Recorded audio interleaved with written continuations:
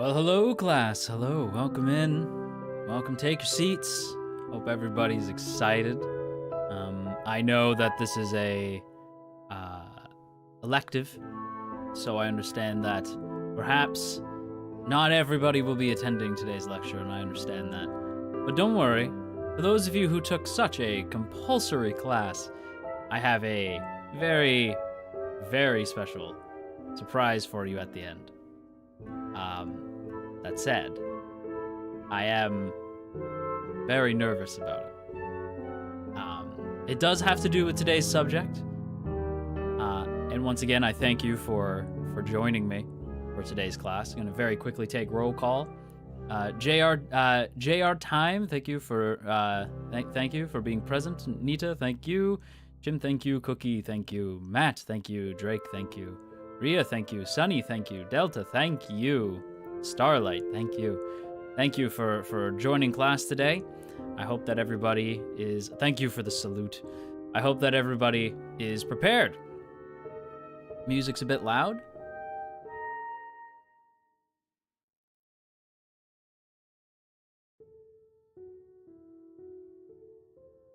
Is that any better?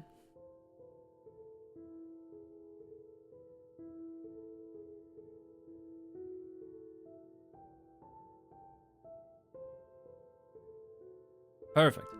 All right. Now that the music's picking up a little bit, is the audio all good? There we go. Perfect. Thank you for letting me know. So, we have a hell of a stream today. A lot of people have asked me this question quite a number of times. What is dark academia? Well, in today's class, I intend to tell you. So I hope you're ready for the return of Professor Underhill as we dive in and discuss even more. I'm going to turn it down even a little bit more, actually, as we dive into even more topics of which I could ramble about for a very long time and thus become your professor. So yeah, it's going to be a good time. I hope that you guys are prepared and excited. First, before we begin, I do want to ask if anybody has, we will be saving questions about Dark Academia to the end. But if anybody has any, early questions, if you have anything that won't be featured here, if you have any questions on Dark Academia, any questions on our past lecture on VTubing, anything like that, if you have any questions, now would be an excellent time. We'll do a little bit of questions in the beginning. We'll do a little bit of questioning at the end. But yeah. So yeah, if anybody has any questions on Dark Academia before we begin, in fact, even better question, is there someone familiar, somebody so unfamiliar with the topic that we have no idea what Dark Academia is, and what the subject of today's stream even is? Margot, thank you for being a member. Thank you for the membership. Hello to you too, Margot. Welcome. Please have a seat. Enjoy class today. Are we going to learn how to get ratioed on Twitter? Depending on how you speak about Dark Academia, you could be ratioed. How did you send a moth to torment your Kamiyoshi? I am an owl of many, many powers. I am an owl of many powers, as I'm sure you guys know. So I am capable of things you could not believe. Capable of many, many things. All I know, might be wrong, is that it involves earthy colors. Yes. Yeah. That is accurate. I honestly don't know what Dark Academia is. Well, don't worry. This stream will be very enlightening then. And I am glad to be the one to introduce you. It's just fashion, right? Nope. Nope. But I can understand why one might think that. But no. It is very much a fashion style. But it's fashion adjacent.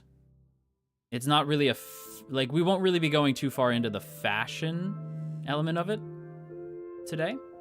There is a element of fashion involved, though. And we will get into that a little bit.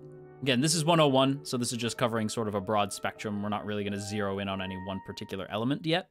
That'll be for Dark Academia 102, whenever that eventually happens. I do have a question, Teach You. Is Dark Academia predominantly stylized after the UK? We'll get into it. Yes and no. Most Dark Academia that I've read are very much set in America. So not quite the UK specific, but you'll kind of see why it is sort of inspired by the UK. Like, we'll get into it. Yeah. I don't want to say too much. Like, I know if you're a big, if you're on TikTok quite a bit and you're in Dark Academia circles, you'll likely know that Edinburgh is referenced a lot as like a Dark Academia hub, but it doesn't mean that like it's specifically inspired by Edinburgh, although I would love to go to Edinburgh. Margot, thank you for the super. A tip to support my favorite teacher, Mr. Underhill. Thank you. That's too kind, Margot. Thank you very much. Extra credit to Margot. And an extra 10% on your grade if you make sure that you've hit that like button. And sharing the stream gets you an extra 5%. Thank you very much. Does it involve murder in a uni? Almost always. But not always. But almost always. We'll get into it. Will Professor Underhill be as good in lecturing about Darth Dreadwar is about the Force? I do not know Darth Dreadwar, unfortunately, so I cannot speak on that. But I would like to think that I'm fairly well-spoken on Dark Academia. I'm about as well-spoken on Dark Academia as I am in VTubing 101. Which, by the way, if you were curious, another teacher has also done a VTubing 101 in a, let's say, a different university. Different mannerisms. They have a little bit more experience than I will say. And I want to point out that I did mine first. So before anybody says that I copied her, nobody copied anybody. I don't want any smart-ass remarks of, Professor Doki already covered this. No, Professor Underhill already covered this. Professor Doki gave him far more insight. Okay? Good. Just so that's clear, because I did see Professor Doki's VTubing 101 class. Not all of it, but I did see a good portion of it. And Professor Doki wasn't even the only one. Fairly certain Professor Yume has also done a VTubing 101. Are there men in corsets? Sometimes. Sometimes, Nat. Sometimes. People can make similar topics to each other. Exactly. I just want to cut that one off at the pass.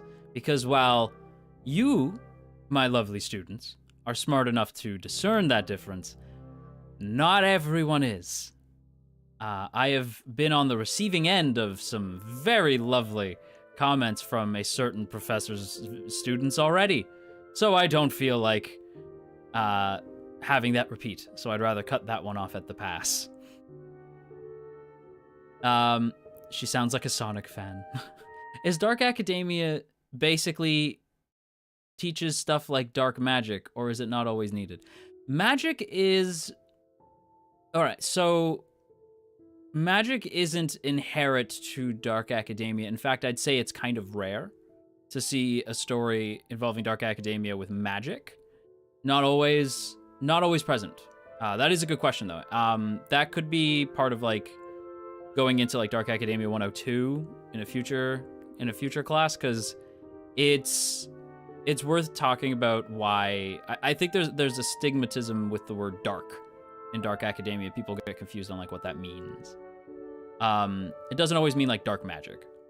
But, magic is certainly an element in some Dark Academia books, such as the Atlas 6, which I don't remember if that's in this presentation or not. We'll get into it as we go. Lots of people have different opinions, so it's interesting to hear the same topic from different people. Exactly. It's not like your math professor is the only math professor to exist, you know? I'm just saying, you know. Teacher fight. There's no teachers fighting. No teacher fight. There's no fighting of teachers here. No teacher fighting. We don't want any beef. We don't want any lamb chops. We don't want any burgers. We don't want anything. We don't want no beef in any way. We don't want any beef. We don't want any pork, and we don't want any lamb. None of that. None of that. Professor Doki can do whatever Professor Doki likes. Even if Professor Doki has me blocked on Twitter. But that's a whole other can of worms. You guys know that. I'm spilling tea. I'm spilling old tea here. You guys know that. If there is beef, teachers have to go to the parking lot and get ready to brawl. Professor Doki would drop my ass. Let's be real. Ironic, since you're a bird that eats all kinds of meat. I mostly eat bugs. Burrowing owls typically eat bugs, but they can also eat small rodents. Should I do a Burrowing Owls 101? That might have to be a thing that I do. I'm betting on Underhill. Let's do the brawl in a WWE ring. I wouldn't place bets on me in that fight. She seems scrappy. I feel like I'd lose. Maybe in another lifetime, I could be extremely skilled. I could be an amazing fighter. But not this lifetime. Like Scrappy Doo. I don't want to say that because that's going to make people think I'm insulting her, but yeah. Kind of, I guess. Scrappy, in the way that Scrappy likes to fight. That's why he's called Scrappy. Owls eat mice and other small animals. Mm-hmm. But you have to remember that us burrowing owls are very small. That's why, by comparison to other professors, male professors in this humble university, I am considered quite small. It's because I was a burrowing owl, wished on a star, became a person, and I kept my dimensions. So my height is very small. Very small. If Underhill and Doki did fight, would it be considered a cockfight? I guess because we're both birds. I guess to a point, it could be. There's other people I'm sure that you all would love to see me fight. Like Fulgur. Do you think if I pulled hard enough, I could just take the metallic arms off? I feel as though that's possible. Although Professor Fulgur is very busy teaching, I'm trying to think, what would Fulgur teach? Fulgur is very busy teaching Danmei 101. Yeah. You're 9 inches tall. BL 101. I'm gonna be teaching you guys BL 101.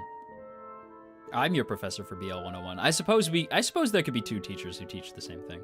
Although, to be fair, I guess when you think about it, I'm Indie, he's Niji, so I suppose he'd be teaching at the Niji Sanji University, whereas I have to, unfortunately, teach at the Indie University. But then that means that Professor Doki and I teach at the same university. Let's just say there's many... When you're Indie, you're teaching in smaller universities that are not quite as well known. There you go.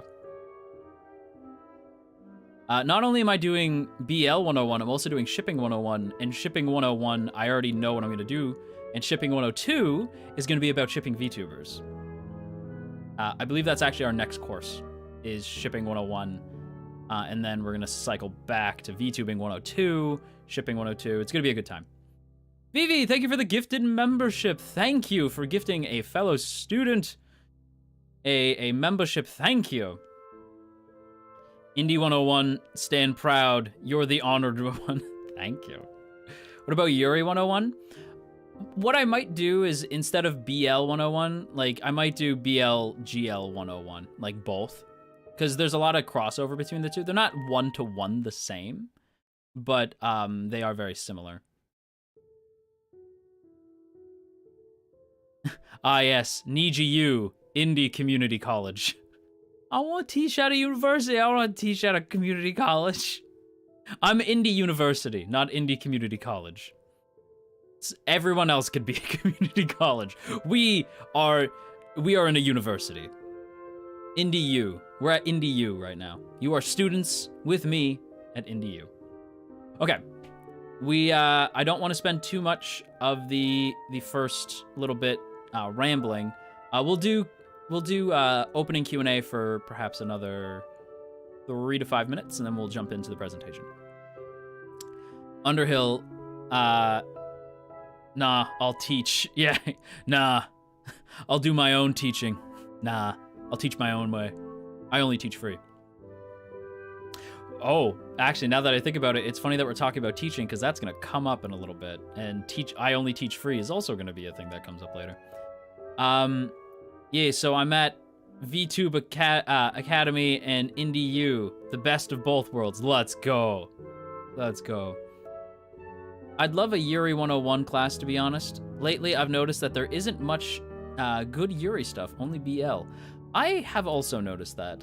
I'll likely lump them together only because I feel as though there's a lot of similarities between the two, but obviously, when you have a sapphic relationship versus a BL relationship, it is a little bit different. There's a little bit of different dynamics there, and I won't lie, I have noticed a sincere lack of Yuri as of late. Now, thankfully, that will be changing as we have a Yuri series coming up, a Yuri anime coming up, which is really exciting. But there has been quite a lack of Yuri as of late. I think the best example, I think it's a basic one, and I know everyone's gonna be like, oh, but it's when people ask me for a Yuri recommendation, I usually say Bloom Into You.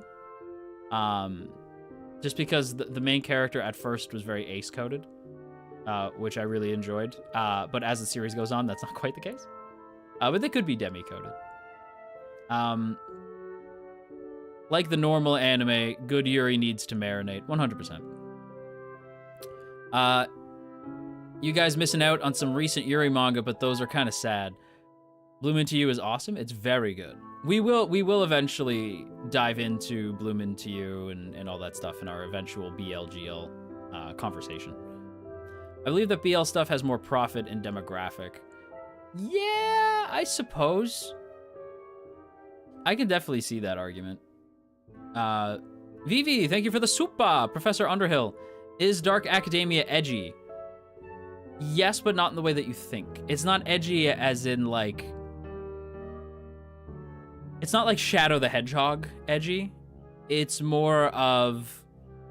I am dark and brooding, but also like daddy gives me lots of money type broody, you know, like broody, not in a like I'm a clone of this hedgehog and I'm gonna use guns and it's not that. It's more of like an existential dread, right? Like it's very, the existentialism leads to angst, which can lead to things getting a bit edgy depending on what you're reading and all that. And depending on who's rocking the fashion, because some people use Dark Academia very much as a like, look how different I am, you know? So that could be a thing. So it can be edgy, but not always.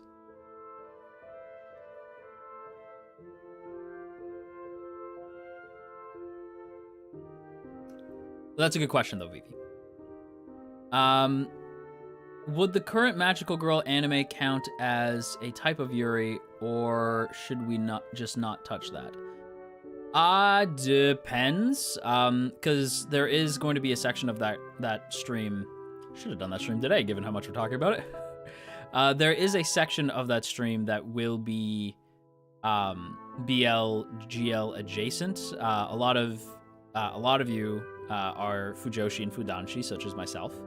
So a lot of you guys already know this, but a lot of shonen series tend to be BL adjacent.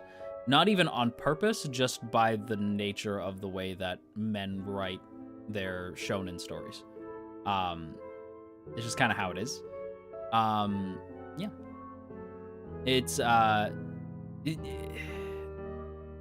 this is not a knock on any particular male writer, because I would certainly be the same way if I were to write something. I think it's just an inherent flaw in the way a lot of men write, but a lot of shonen authors tend to be men, and when they write the love interest, it's usually very bland. But the rivalry character or the best friend character tends to be so much more emotional and raw and real than the relationship written for the main couple of the series. And sometimes that leads to characters being shipped who are not canon remotely, but have far more chemistry. Usually that's with the boys in shonen series, right? So that's why a lot of shonen series tends to be very BL adjacent.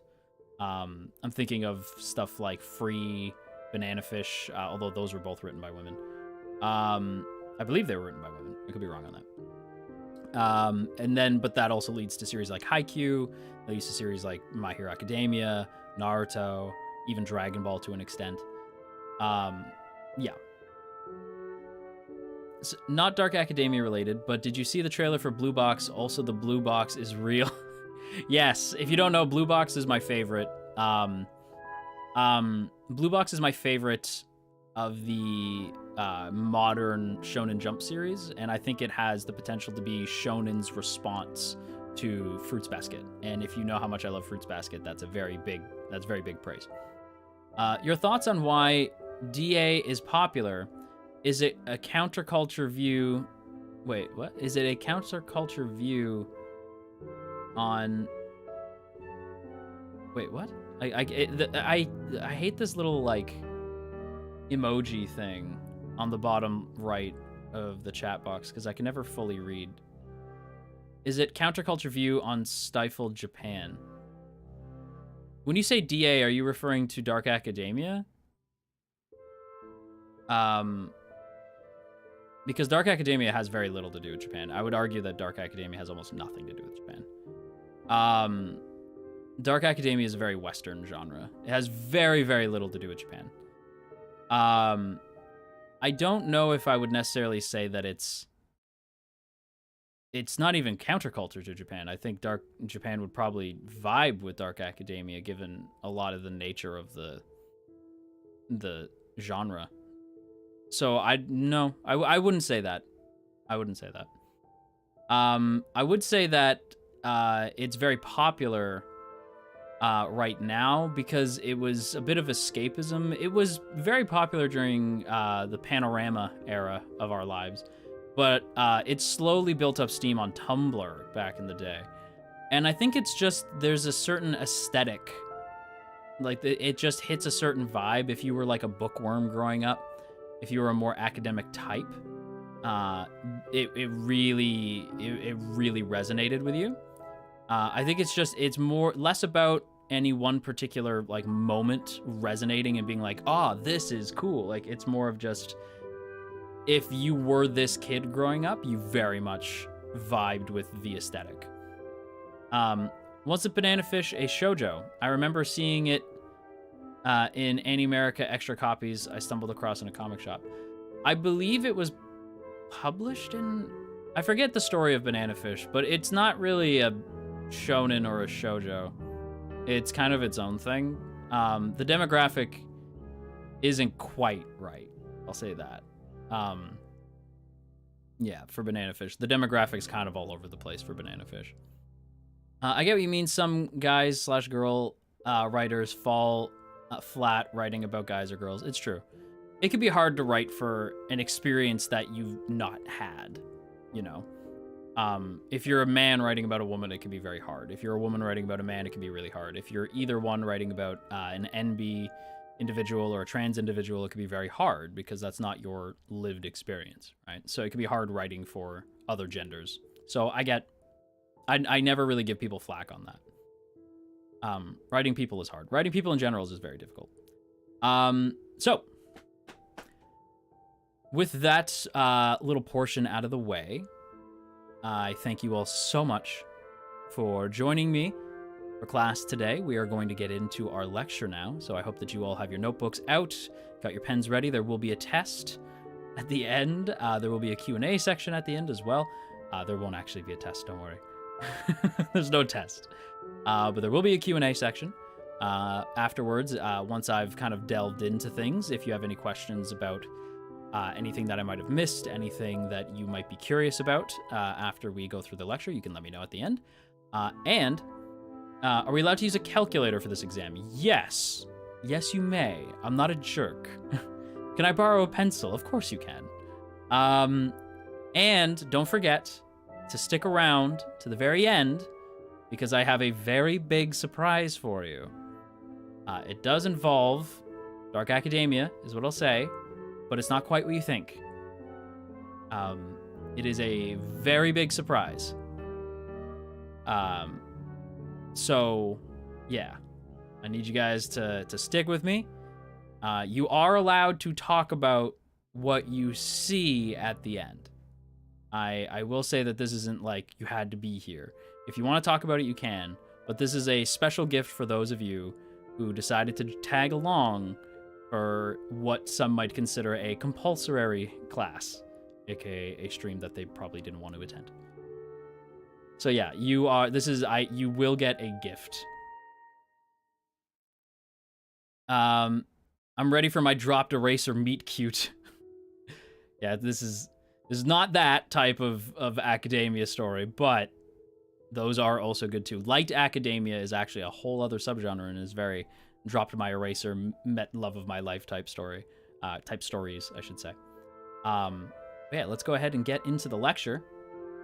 Welcome everyone to Dark Academia 101 with your professor, Mr. Underhill. I hope that you all are prepared. I'm gonna take a quick sip of my tea here. It's orange pico if you were curious. I need more tea. Go ahead and fill the chat with some tea recommendations. Just know that I can't have mint. Mint hurts me. Can't have mint.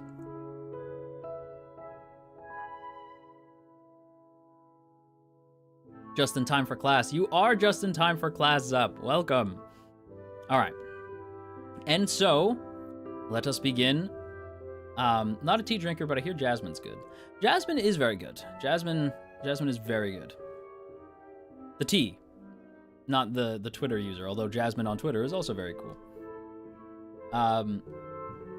Didn't know that this was didn't know it was this professional stream. Oh, DJ, the Professor Underhill streams are very much like, it's like a role play. You all are the students, I am the teacher, and I will teach you about these ridiculous things. Yes, welcome to Dark Academia 101, everybody. Mango oolong tea, ooh, that sounds good. Peach flavored green tea makes a great combination. That also sounds good. Apple tea is very good. Okay. Anyway, enough. We're gonna move on. All right, here we go. So, let's go ahead and start with the basic. What is Dark Academia? As you can tell by the outfits to the side, it is a vibe. It is an aesthetic, but it's also a genre. So, as I said, both a aesthetic and a genre of storytelling. Now, when I first encountered Dark Academia, I also thought that it was just an aesthetic. The aesthetic is very specific, as you could probably tell. And I made that mistake when I got into it. But the deeper you go into Dark Academia, you find out that it's actually a genre of storytelling that's existed for quite a long time. We will get into that. But, yeah, there's a lot more going on underneath the surface. The focus of Dark Academia, both the aesthetic and the genre, is a focus on the higher education, the arts, literature, and history.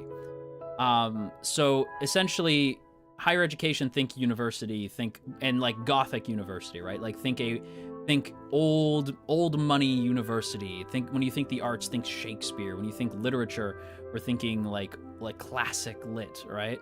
But when you think history, you're thinking Renaissance, right? Like you're thinking old, like historical, meant something back when the world meant a little bit more, right? Like that's the energy. Gothic, yes and no. When I say Gothic, I mean like large spires, stone brick building, you know, like not just not glossed hallways and fancy like whiteboards and stuff like that. No, I mean like classic like chalkboard, like dusty rooms, brick stone walls and stone floors, big spires. The building's been there for longer than anybody you know, right? Like longer than you can fathom has been there so long, right? Hundreds of years, right? Like that's what you're thinking. Would steampunk be related? No. I get why, because of the Browns. Ruins in a way? No, not quite ruins. I wouldn't say ruins. Think like old, classic, right? Classic buildings, like buildings that were there, like shortly after like America was founded, right? Like like buildings that have been there for a long ass time. Old but taken care of, exactly. Not ruins, old but taken care of. Wizarding schools, exactly. Yeah, wizard type schools, right? Like that kind of aesthetic. Pre-war buildings, yes, exactly. And steampunk, I can kind of see, Vivi, like how you would get to that, but not quite. Because with steampunk, it's more of like, the fashion's very much like fighter pilot, like in like the 30s, you know, like the air bomber jackets and like the goggles and everything's like, you got like steam weapons. I love steampunk as an aesthetic. It is arguably one of my favorite aesthetics and one of my favorite genres of stories. I love steampunk, but Dark Academia and steampunk are very different. We'll get into it. Oxford University was founded in 1096. Damn. British University. Yeah, the British universities, exactly. Old as in pre-Art Deco. Old as in, like, as Neo said, sort of like a British university. Think like old-fashioned British university, you know? So, topics in terms of the stories often involved topics such as obsession and human psychology. A lot of these stories will involve people who fall into the dark side of academia. It's not just because the clothing is dark shades, although I get why people think that. The dark element of academia and Dark Academia involves people who fall too heavily into obsession. They become obsessed with the subject. They become obsessed, right? And like as an example, right? Like if you're studying, I'm trying to think of something that I studied in school. So if you're studying art history and you become obsessed with the Renaissance, right? Which I was obsessed with when I was younger. Like I loved the Renaissance. I loved like Renaissance time period. I loved like the art, and I became obsessed with it. And you become insular when you become obsessed with something. And it usually involves meeting another group of people. These stories will involve meeting another group of people who are just as equally obsessed with that thing. And the human psychology element comes into play when the darker elements of obsession and a small tight-knit group begin to form, and those nastier habits of people come out, like addiction, right? Like party life and darker energy. Is there an example of Dark Academia stories? There is, and we will get into it. I don't want to spoil that one. Oh, I'm gonna make myself a little bit smaller here. Let me move myself down here. There we go. Okay. I shouldn't be blocking that now. So the vintage fashion, right? As you can see on the left-hand side of your screen, there is a sense of vintage fashion. Think, I just rated my Ivy League graduate grandfather's wardrobe. Think, I don't want to say too many specific examples because we're going to get into it, but think like old-fashioned Ivy League school turtlenecks, long jackets, literally what I'm wearing right now. It's almost like my entire vibe is inspired by Dark Academia or something. Even in real life, I typically wear long jackets, turtlenecks, stuff like that, belts, old-fashioned bags, stuff like that. Dress shoes, right? A lot of tweed jackets, a lot of plaid.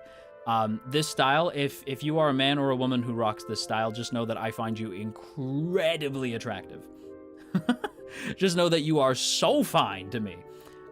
So it's sort of that old school, Ivy League type of wardrobe. That style of fashion is very much present in Dark Academia, and you will not find a Dark Academia story where people are not rocking these outfits. Yours and the example outfits really slap like French kiss. Mwah, c'est magnifique. Amelia Watson. Amelia Watson is also very fine. It's you. It's basically you. It's true. I know people you would like. I would say scrumdiddly-icious. When I tell you this man is so fine. When I tell you he is scrumdiddly-icious. When I tell you this man got me like, on God. Aren't plaid shoes shoes super uncomfortable? Do you mean dress shoes? I don't find dress shoes uncomfortable. But then again, I use soles, right? You want to make sure that you have like nice padding inside the shoe. But no, they're very comfortable. You have to keep in mind though, I'm almost never wearing just socks either. Like I'm typically wearing like dress shoes, slippers, stuff like that.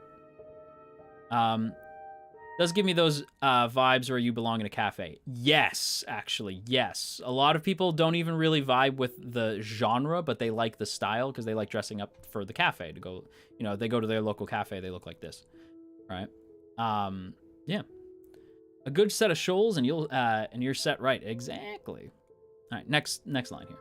Oh, I'm in the way again. You know, I'm just gonna move myself in the middle here. There we go. So it's been around for a while, but the aesthetic and genre really took off in popularity recently thanks to the Clock app. So if you don't know what the Clock app is,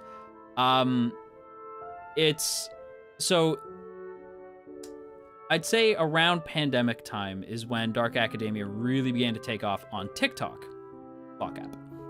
Exactly, yeah, Clock app is TikTok. Tic-tac-toe. A winner. A winner. Fuck, you shoot me in the face. I will never get over that. Tic-tac-toe. A winner. A winner.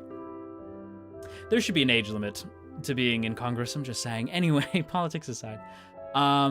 So, yeah, the genre truly took off thanks to TikTok, but it had a very humble following on Tumblr back in the day.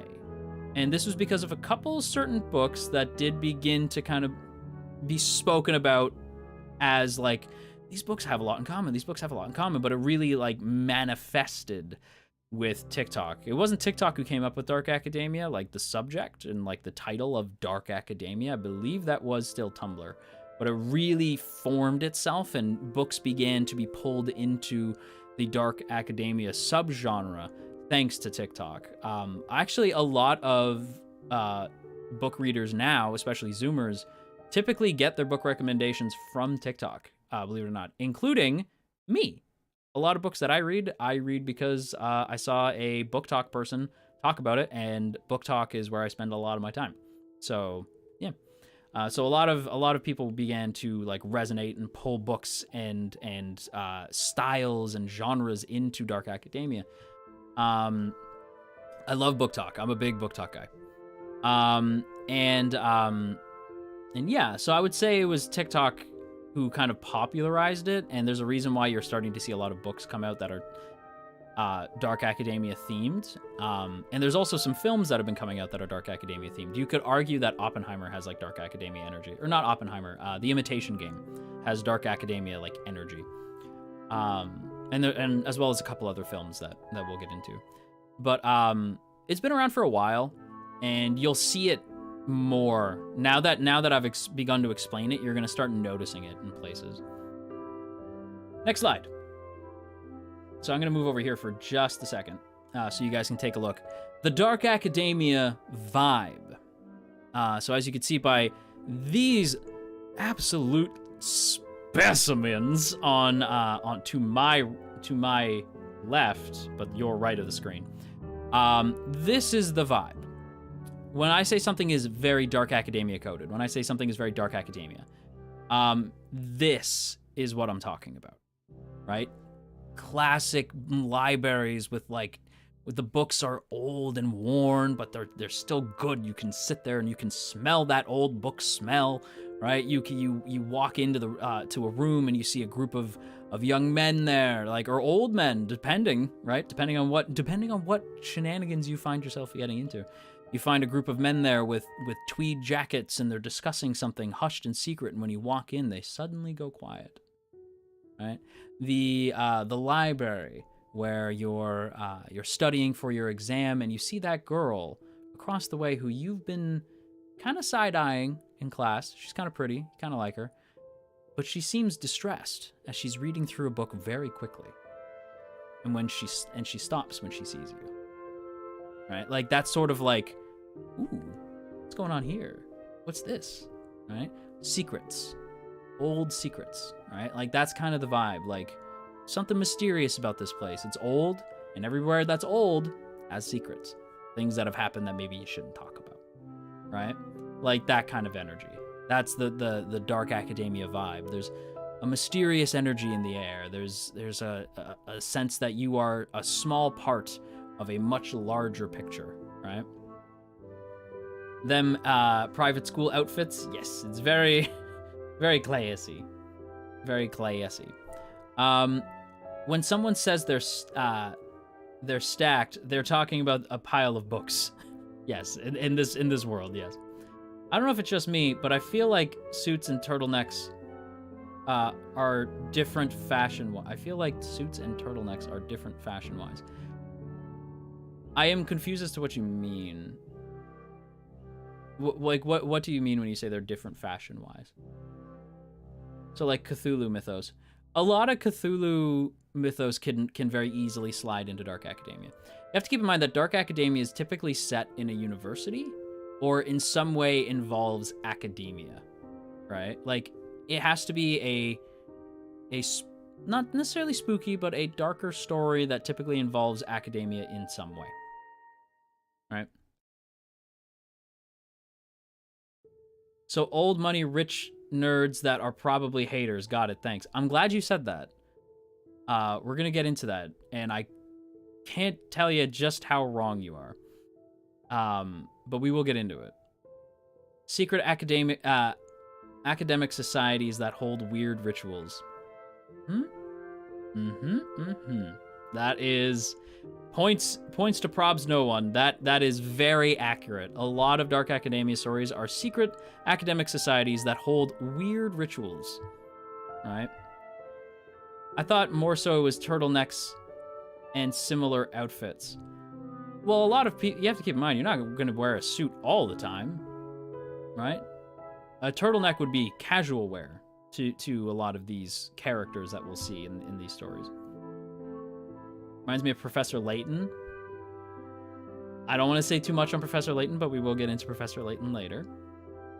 How many of them carry pocket watches? Probably a lot of them. Anyway, the dark academia vibe. The aesthetic, or vibes, of dark academia includes things such as Gothic architecture and an older sense of fashion.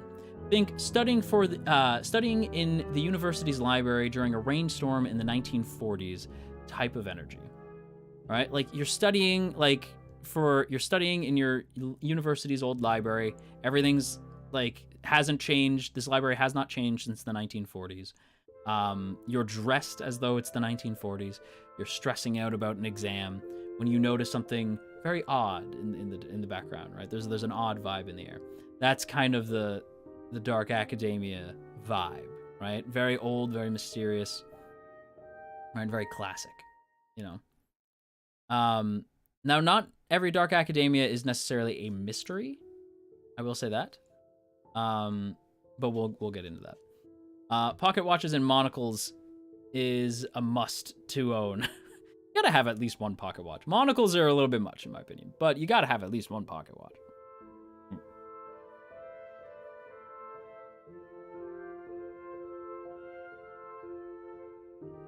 What's the 1940s? Don't worry about it. Okay, next slide. So now we've gone over the basics, we've gone over the vibe. What is dark academia continued? let's go ahead and talk about what dark academia is, and then we'll get into what dark academia is not. Dark academia. Stories set in an academic setting.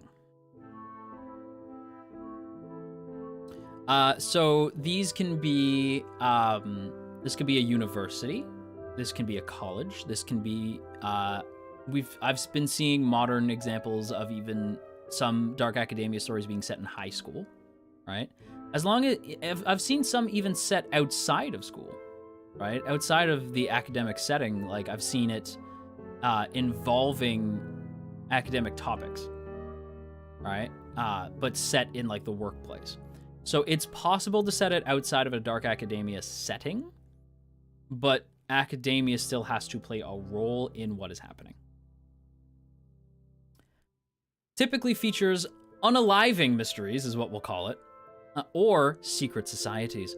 So typically, most dark academia, and the dark in dark academia, I'll spoil for you now, is typically referencing death. Usually a character either at the beginning or the middle, and usually the end. Characters will die in a dark academia story. Characters will be murdered typically pretty fast in a dark academia story. Somebody will usually die at the beginning. And sometimes it's a mystery, and sometimes it's not. Right? We'll get into some stories in the most prevalent dark academia story. We will get into it. But usually it involves death of a character. Is Holmes dark academia? Yeah. We'll get into Sherlock, though. Churchill Arms is the uni pub's name. Churchill Arms. I mean, that'd be kind of funny. Cambridge University has secret climbing club where members illegally climb university buildings at night. Get out of here. That's amazing. I love that. Would Nancy Drew count in this setting? I don't know enough about Nancy Drew. If Holmes counts, I assume she does. Till now, it sounds like Danganronpa.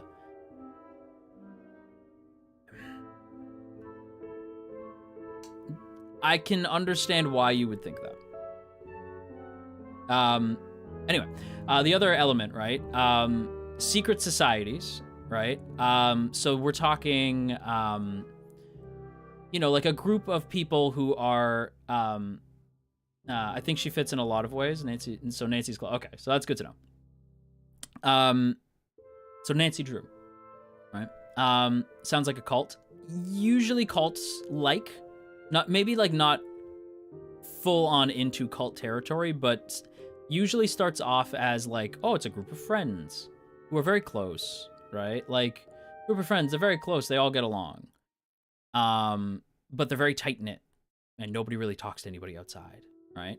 Or, yeah, like Harry Potter, where it's a secret society of wizards, The films, not the books, because the books are terribly written by an awful person. But Bones and Skull Society, kind of like Fight Club.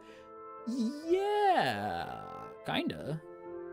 Now Fight Club's not dark academia, but in terms of like the secret society element, like yeah, like that, like a society that is like completely hidden from the public in some way. And it can be as big as Harry Potter, where it's an entire like race of people, or it can be as small as a small clique. Right? A clique, like in your university, like a group of people who don't really talk to anybody else and they keep to themselves, right? Usually it's cliques. Yeah, cliques is what I think of. Exactly, cliques. I love dark academia. It's so good. A little cliquey. Yeah, like a little clique. It could be big, it could be small. Can blend with other genres, typically fantasy or historical fiction. So fantasy, think like a wizard school, right? A historical fiction, think we'll get into a book in particular I have on my shelf. I haven't started reading it. I'm currently reading a non-dark academia book to wash my palate between dark academia stories. But yeah, you think like a wizarding school of some kind. Historical fiction, think like a story set in like a post-war era. So yeah, the Parliament is a secret society. The Parliament is a secret society within VTubing, you could say. I am literally, yeah, now that I think about it, we are such dark academia energy. Anyway. Often focuses on a theme regarding the dangers of elitism and the pitfalls of academia. So I'm sure up till now that some people, if I just told you what these things are, you might think that it is glorifying post-secondary school. It is glorifying Ivy League mentalities and the elitism of the rich. Very much not the case. Dark academia is usually a very, very heavy critique on elitism and the obsession with academia, the pitfalls of it. Typically, most dark academia stories... Wait, then why is the student uniform pink? Wait, what? Whose student uniform is pink? Who's wearing pink? Parliament. One job. Usually, it's a critique. Oftentimes, we'll get into some like examples of how dark academia critiques not only academia but the elitism, the pink limit, Parliament. Stop it. Underhill merch will be leather-bound journals, tweed jackets, and turtlenecks. Oh, please, I would love that. The Parliament having a secret society, our club meetings hidden in the burrows of the university secret chambers. Stop! It sounds so good. I love it. So typically, like if I were to critique, if I were to take a look at dark academia stories and films and games and stuff like that and talk about what they... Wait, pink wasn't our official uniform? We wear pink on Wednesdays. But not all the time. So it is about old money nerds who are haters, but not necessarily them as the guys we root for. Yeah, okay. Yes and no. So I will say, yes, you're not supposed to necessarily root for them. No, you're not following other people. They're still the characters you're following.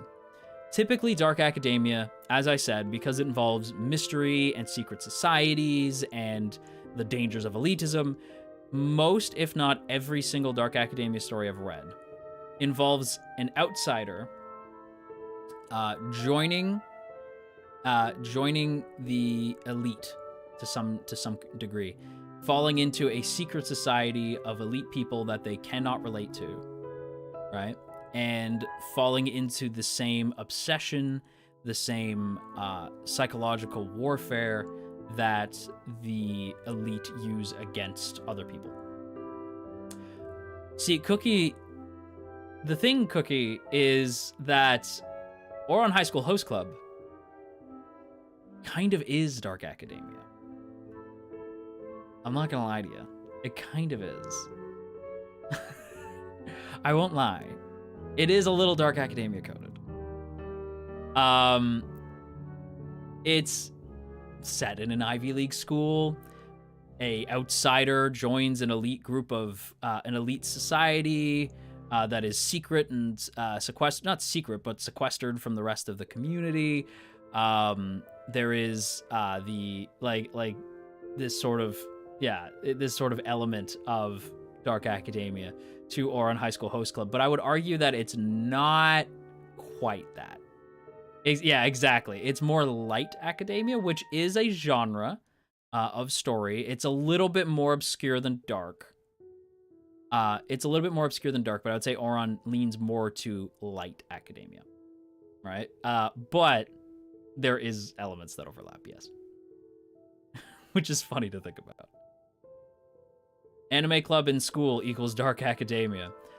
Depends on the thing, because most anime clubs are not set in an Ivy League school, right? They're not set in a super elite, like classic academia environment. They're usually set in like a school's club room, right? Kakegururi Dark Academia. I can't really speak on that one because I don't really know that show too well. I know of it. But the other thing too is, again, it has to be set in an academic setting, yes, but also the main focus still needs to be like, maybe not the main focus, but a big element of the story still has to be academia to some capacity. Oron was a normal high school. I'm pretty sure that Oron, unless I'm mistaken, is like a private school. Would Revolutionary Girl Usuna fall under Dark Academia? Yes, but like, we'll get to anime in a minute because it actually is like a subject here, but anime very rarely hits every note on the Dark Academia branch. Again, like I was saying earlier, Dark Academia doesn't really fit in with a lot of like the style that a lot of mangaka write their stories in, so it's not really going to be this like perfect fit when it comes to anime, and even games, really. But a lot of things come close. Would Wednesday be considered a Dark Academia, or is that more gothic? Wednesday is more gothic, but it's close. Gothic stories and Dark Academia stories are kind of like sisters. It has a good few elements for sure. Kakegurui. Oh, okay. Oron is set in a school for the ultra rich. Okay, yeah, okay, yeah, because I was like, wait, what? I was gonna say, I'm like, I thought it was like a private school of some kind. Would Code Geass fall under Dark Academia? No, but I can see why you would think that. It has vibes. Like, you have to keep in mind too, with Dark Academia, it's very rare for an author to say that this is a Dark Academia story. The Dark Academia story, was written years before Dark Academia was ever coined as a term, right? So a lot of authors don't know that they're writing Dark Academia until fans go, oh, this is very Dark Academia coded. So a lot of times, so there's Dark Academia stories, and then there's Dark Academia vibes in a story, right? You know what I mean? What's stopping Wednesday from being Dark Academia?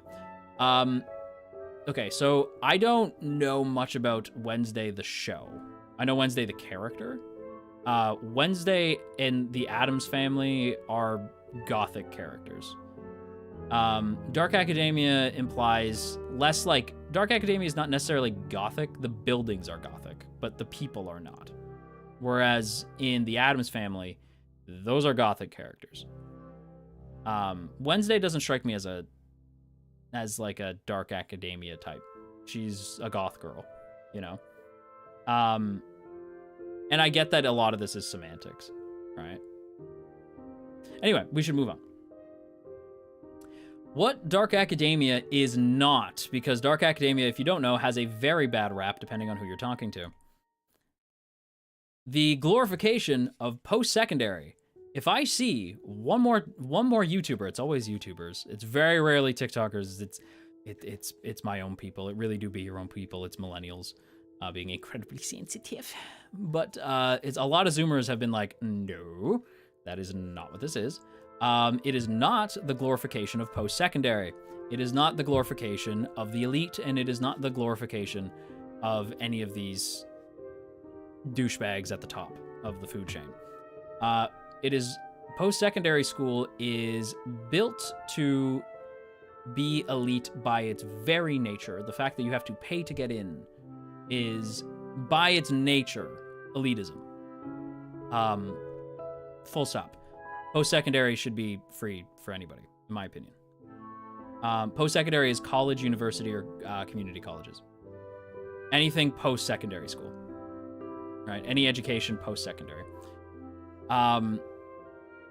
Expensive to get in.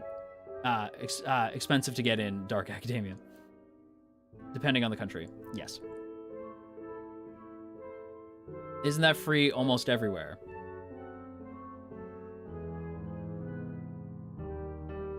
Not where these stories are being written. Most of the stories in Dark Academia, again, this is why I said like it's rare to see an anime be Dark Academia. It's not unheard of, but it's kind of rare. Is because a lot of Dark Academia is written from the perspective of the West, where it is not. Yeah, exactly. It's not free if you live somewhere cringe. Exactly. It is very much not free. Fun fact, my school, I went for a year. I went for a year of post-secondary before I decided to leave. My course was 4 years. I left post-secondary. I love academia. I love studying. Like, old, I love stories. I love like studying old stories. I love like, especially lately, like I've rediscovered a love of reading. I love the arts. I'm very into like historical figures and especially like certain time periods like the Renaissance or the Dark Ages and stuff like that. It's really interesting to me. And I could sit there and read about it for hours, right? And I love to be taught, right? But my schooling was tens of thousands of dollars if I stayed. It was only a couple thousand for the first year. And then it racked up every year. For 4 years. I quickly realized that I was being taught absolutely nothing. Everything that I was being taught, I already knew. So I left. It was a joke. The way that professors behave is an embarrassment half the time. There are some really amazing professors out there who will help you to get funding, right? There's a lot of schools who will help you get funding, but by the very nature of having to pay for schooling, it is a joke.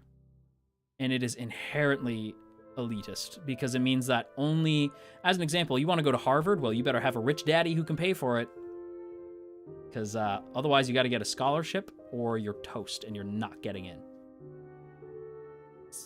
And that's the breaks. You know, college is expensive. It's why I dropped out. Yeah, 100%. If you want to get into Harvard or some Ivy League school or some like fancy university, you better have a rich dad or mom. You better have a rich mommy, rich somebody, rich dead relative who gave you all their money as an inheritance, something. Otherwise, you're not getting in. And oftentimes, the main character of these stories gets in on a fluke. I was one of the lucky ones. I was able to graduate, no debt in the US. That basically never happens. I have since paid off my debt from school, but it took a long time. That's absurd. No, it is. It is ridiculous. Or be a legacy. You could be a legacy student. Yeah, like where like the school just knows you because your parents have been going there forever. Why do you think I think that almost every Dark Academia story are old money nerds? Well, they are old money nerds, but you got to keep in mind that like a lot of times, like one of the interesting things is that a lot of the time these old money kids, or even new money kids, are shattered. They are broken people, right? They don't make like what I like about Dark Academia is that it's dark. It doesn't just say these are the good guys, these are the bad guys. Right? Like, it does say that this elitism is shit. And the way that the system is set up is it's made to make certain people fail. Right? But it doesn't say that these students are terrible. Some of them are. Some of them are very terrible. But there's some students that you see, like these like rich kids who like they want to do good, but they're in a system that enables them to be bad. You know, like it's one of those things. Art school is the biggest scam ever. Art school is the biggest scam ever, right? Yeah, art school is a huge scam. There's actually a story that we'll get into that involves an art school. The meaning of Dark Academia was once lost to time. The anime Another? No, not really. I do love Another though. Stanford Uni staff auto get their kids in. A janitor put all his kids through. That's crazy. It's pretty much the standard for the first year. It's just recap. Yeah, like but here's the thing. The first year is recap. And then the second year students basically told us that it's more recap. Everything that I learned, quote unquote, learned in school was stuff that I already knew how to do. And it would continue to be things that I already knew how to do. Anyway, next point. Dark Academia is not toxic for the sake of shock value. There is this really weird stigma that dark academia is just dark for the sake of being dark. And there's certainly a lot of fan fiction that is like that. That is just dark for the sake of being dark, and a bunch of authors who don't understand what dark academia is coming in and just writing really fucked up stories that are set in a school. That's stupid. Like, like, that's one of those is what it is type situations. What degree did you leave? Television broadcasting. I wanted to be a writer. Centralized to one particular field of education. So yeah, dark academia is not centralized to one particular field of education. Dark academia is not just Latin classes. It's not just psychology. It's not just the arts, right? Like, it's any field of academia can be considered dark academia. It's not necessarily centralized to just one field. I think that's, yeah, so if you guys want to take one last look at this slide. So, dark academia is story set in an academic setting, typically involves murder mysteries and secret societies, can blend in with other genres, typically historical fiction or fantasy, often focuses on a theme of the dangers of elitism and the pitfalls of academia. Dark academia is not glorification of post-secondary, toxic for the sake of shock value, nor is it centralized to one particular field of education. Apparently at either Harvard or Stanford, getting in is the hard part. After that, they make your grades look better than they are pretty well, yeah. All right, so we have now arrived at the part that a lot of you guys were probably wondering when we were going to get to. The examples of dark academia. Underhill, what is a dark academia story? Like, tell me a dark academia story. The book you're seeing on your left is the dark academia story.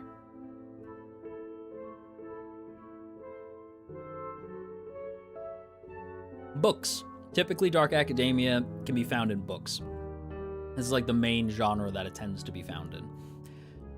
So, we'll get to the secret history in a minute. Talking about dark academia is rejuvenating my writer brain. Hell yeah. Weeping Angels on the cover. I know that I know what you meant by that, but damn. It's been on my TBR for too long. Yeah, we'll get into the secret history in a minute. Here's the first big surprise for you. One of the first books I would consider part of the dark academia genre, although this, you have to keep in mind, this was recently. So this book went damn near 200 years without being considered dark academia. It's only in recent times that it is considered dark academia. Fun fact, I have not read The Picture of Dorian Gray, which I think surprises a lot of people. But yeah, I haven't read The Picture of Dorian Gray. But if you don't know what it is, it's essentially a man who is like, yeah, exactly, the painting guy. He is a man who, his life is extended by this painting, and the more evil he does, the more grotesque the painting becomes. And it is basically this man sort of falling into despair as he becomes more and more involved in the elites and the secret societies that are involved in the elite, and it's a whole thing.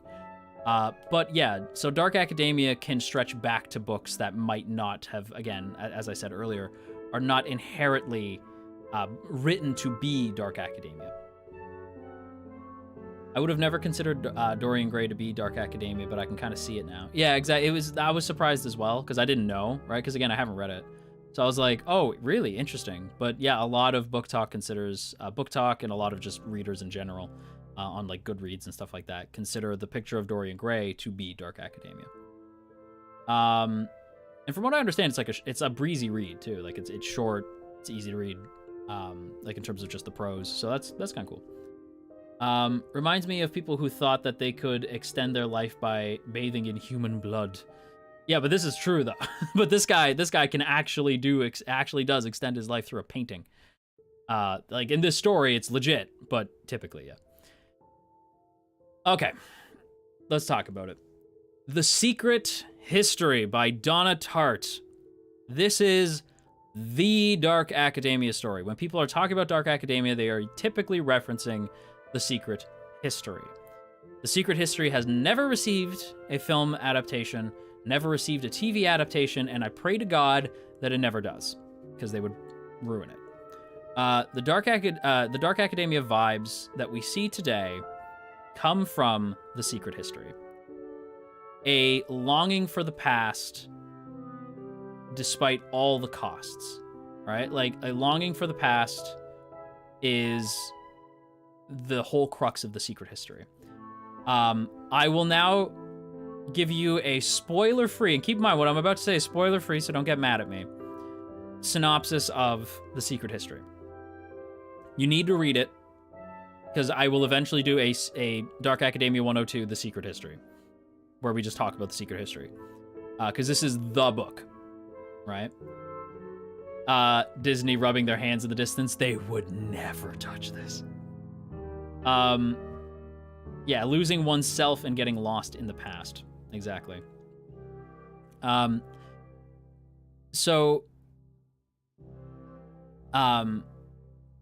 an example, right, there's a line in this book.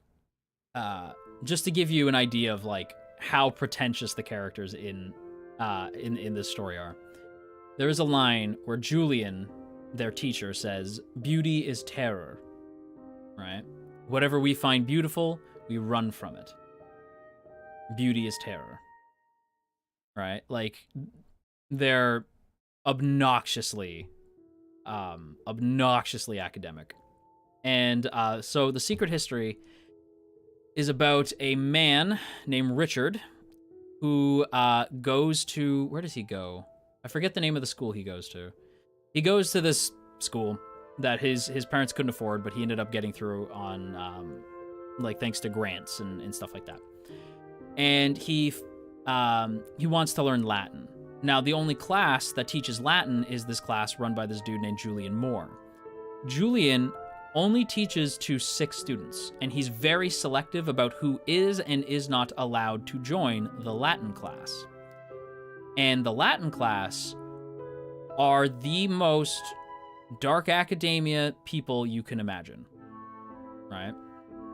Like, I'm talking, like, so Latin it hurts, right? There's Henry, a unbelievably, like, he is, like, I will say Henry is the one that everybody thirsts after.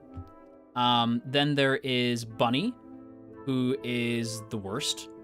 And there is the twins, and they are these 2 beautiful blonde twins, who you can already... If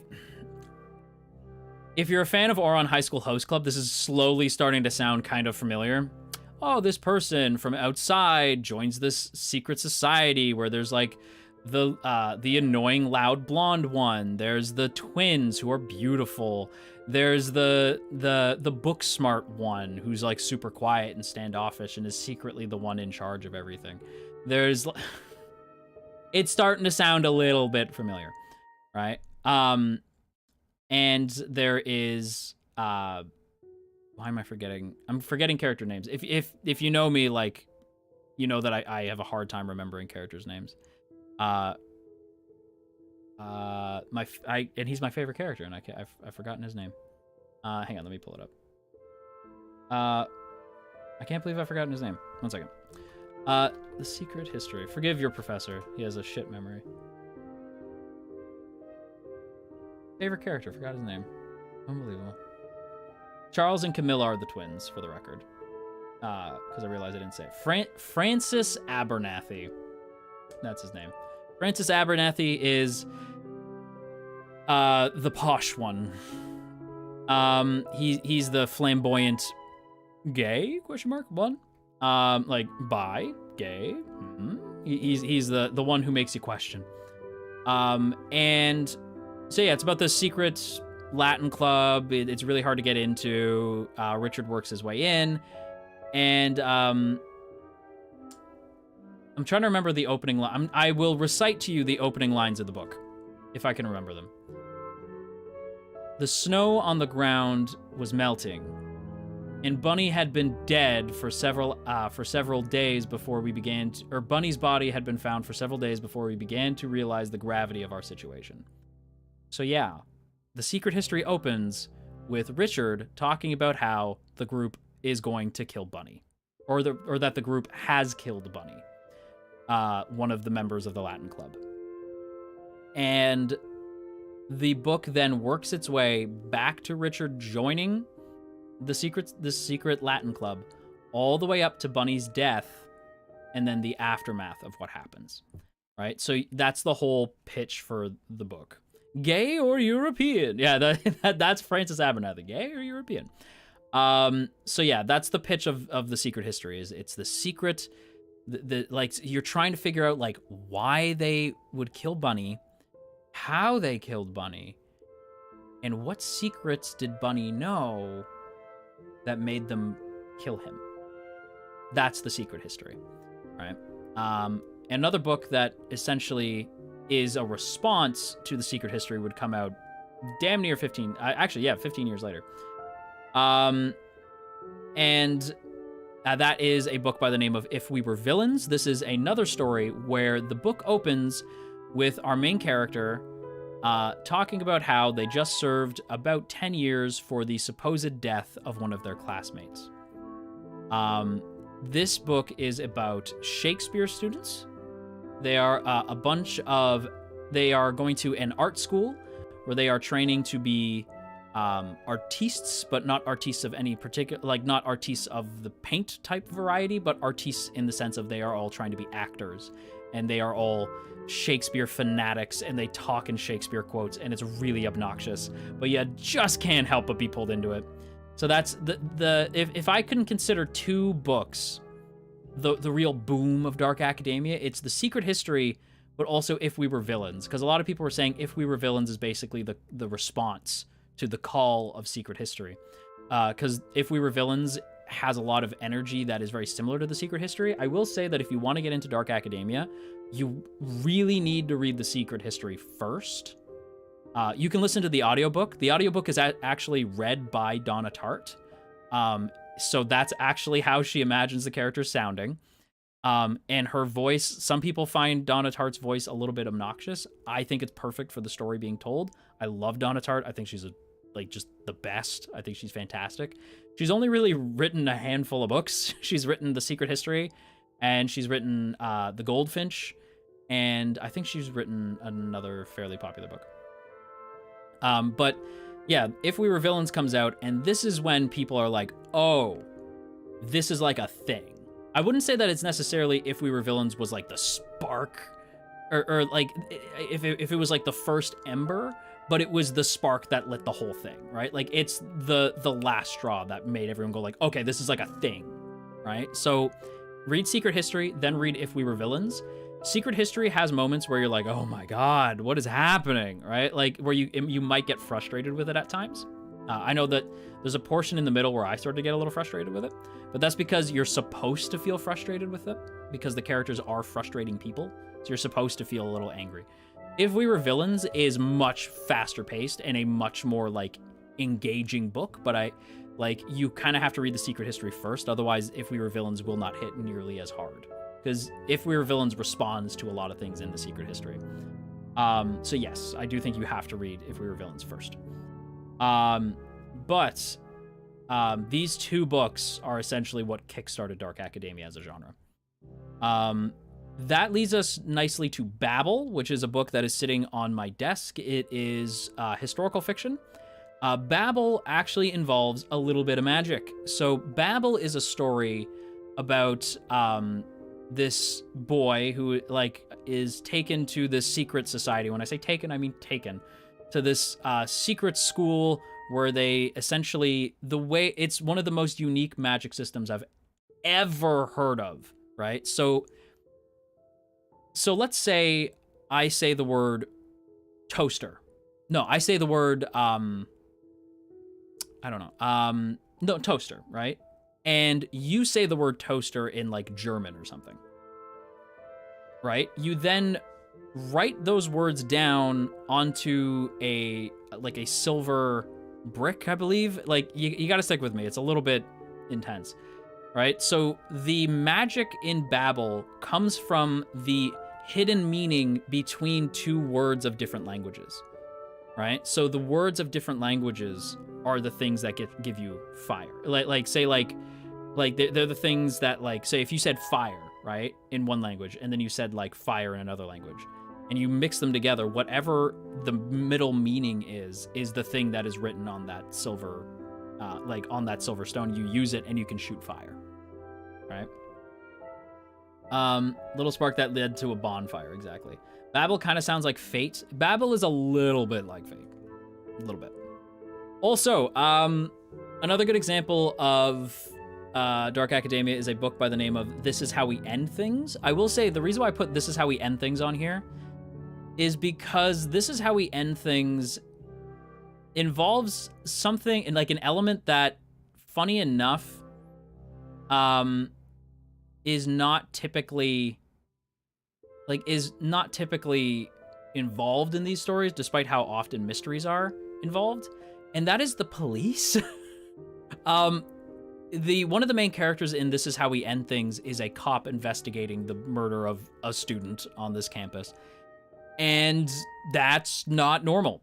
That is not normally part of Dark Academia because the cops tend to kind of complicate things, right? Like, so usually you don't, like, at least for me, I typically don't like cops in my stories of Dark Academia because they make it less fun. But in This Is How We End Things, it's a really good use of the cop character. In fact, the cop character, I forget her name, but she's so cool. She's like an absolute badass. You know what? Here, let me grab Babel. Okay. I will read you the back of Babel, because I'm pretty sure it says I'll read you the back of the book, because I'm pretty sure it says in here, like on the back, the way the magic works. So, let's see. 1828, Robert Swift, orphaned by cholera in Canton, is brought to London by the mysterious Professor Lovell. There, Robin trains for years in Latin, ancient Greek, and Chinese, all in preparation for the day that he'll enroll in Oxford University's prestigious Royal Institute of Translation, also known as Babel. Babel is the world's center for translation and, more importantly, magic, silverworking, the art of manifesting the meaning lost in translation using ancient silver bars, has made the British unparalleled in power, as the arcane craft serves the Empire's quest for colonization. For Robin, Oxford is a utopia dedicated to the pursuit of knowledge, but knowledge obeys power, and as a Chinese boy raised in Britain, he realizes serving Babel means betraying his motherland. As he studies progress, Robin finds himself caught between Babel and the shadowy Hermes Society, an organization dedicated to stopping imperial expansion. When Britain pursues an unjust war with China over silver and opium, Robin must decide. So yeah, that's kind of the idea. This is, by the way, this is written by R.F. Kuang, who also wrote The Poppy War. So if you're a big fan of The Poppy War, this is an R.F. Kuang book as well. Put this back. My bookshelf. There you go.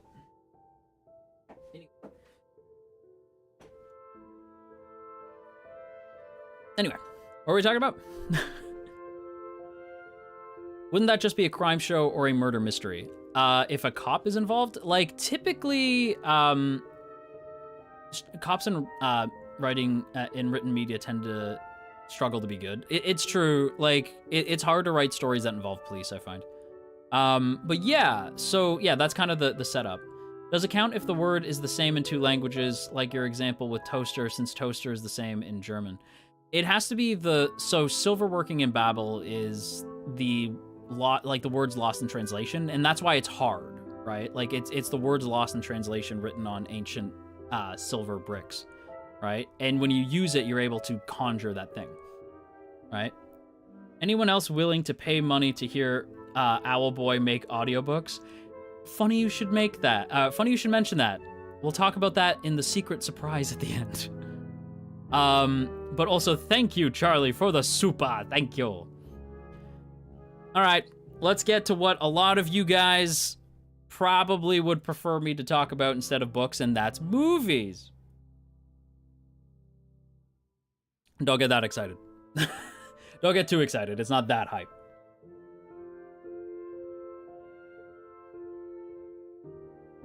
There is an ASMR channel. There is an ASMR channel. Dr. Donharo. This stream is brought to you by... This is Audible. I listen to a lot of audiobooks, dude. I listen to If We Were Villains in the Secret History as audiobooks, believe it or not. I've started reading again, because I used to have a lot of trouble reading. So I listen to audiobooks all the time because I loved them. Because I love stories, but I struggle reading. My brain wanders too much. But I'm starting to like teach myself how to like read fast. All right. But yeah, this is Audible. Audible hopes that you enjoyed this presentation. Books be like, nah, I'd win. Anyway, movies. Don't worry. I got you. I got you, Parliament. I got you. I know you'd rather me talk about movies. So, how about the film Maurice? Made in 1987. It stars Hugh Grant. I think I can play you clips from Maurice so that you have an idea of what Maurice is. So Maurice is essentially a story about I believe Maurice is set in like a post-World War II era.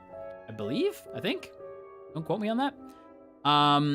And it involves a man going to an Ivy League school who finds out that he is gay. And he has a thing for Hugh Grant's character. Yeah, so let me see if I can't pull up.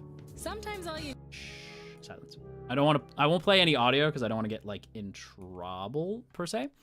But I can play you a little bit so that you get like an idea of what Maurice is. So I haven't seen this movie in a long fucking time, just so you guys know. So don't ask me about it. All right, so this is Maurice. Very quickly, we'll just show like little clips of it. And yeah, so you see like, oh, can't have that. Boys touching, naughty. Can't have that, especially not in this horse and buggy. We can't have that. That's ridiculous. Also, by the way, if anybody's curious, yes, that is Detective Lestrade from BBC Sherlock. If you were curious, he is also in this movie. But yes, that's Maurice. There we go. So Maurice, yeah, came out in 1987. Obviously, they had not yet termed or coined the term dark academia quite yet, but that's sort of, you get the like the vibe, right? Like it's the elite, these elites, right, who are like discovering a dark secret about themselves, right? In this case, back then, that it was considered very dark and secretive to be obviously a gay man at that time. So they had to like keep that a secret, you know? No way. Yeah, that's Detective Lestrade. Yeah. Greg Lestrade.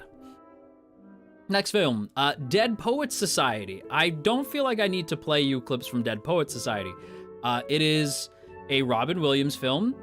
I miss him every day. He was my favorite. And Dead Poets Society, messing around with things that shouldn't, messing around with things that shouldn't be messing around with. Oh, Captain, my Captain. Exactly. Oh, Captain, my Captain. Now, Dead Poets Society does not... I would argue that Dead Poets Society almost leans so far in a direction that it almost becomes light academia instead of dark academia. It kind of walks that line because it's not a murder mystery, you know? But the aesthetics are there for Dead Poets Society. Dead Poets Society is very like aesthetically on that line. Professor, may I use the restroom? Yes, you may. You got me. I was expecting the can I go to the bathroom? I don't know. Can you? Yes, you may. You may go to the bathroom. Next one. Obviously, the Harry Potter films. Okay, I'm gonna say something that a lot of you guys are gonna find controversial. Also, let me move my head just so you guys can see just how long these movies went. Holy shitballs, man! 2001 to 2011, that shit's crazy. I'm gonna say something that is probably gonna upset some Harry Potter fans, but this is just the truth. First of all, the books are incredibly poorly written. They're so bad. And the films are superior to the books in every single conceivable way. Not to mention, they're written by an absolutely horrible person.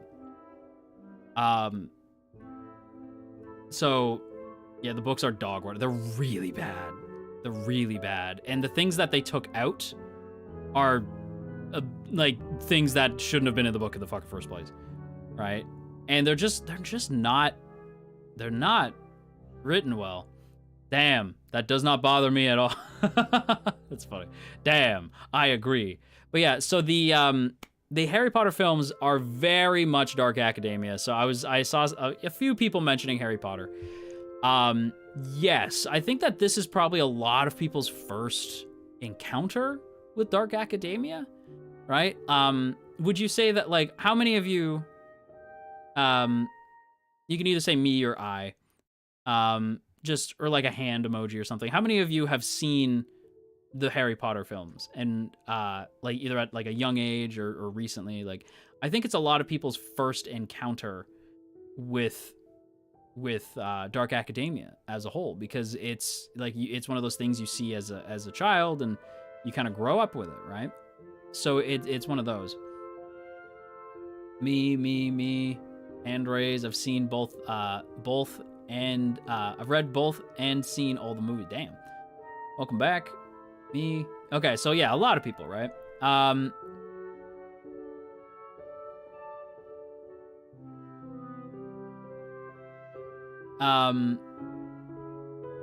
me, miss me with that. Not me. Okay, so a few people haven't seen it. Okay. I saw none of these, the movies, and read none of the books. Actually, I read all the books too. Damn. So, yeah, I grew up with Harry Potter.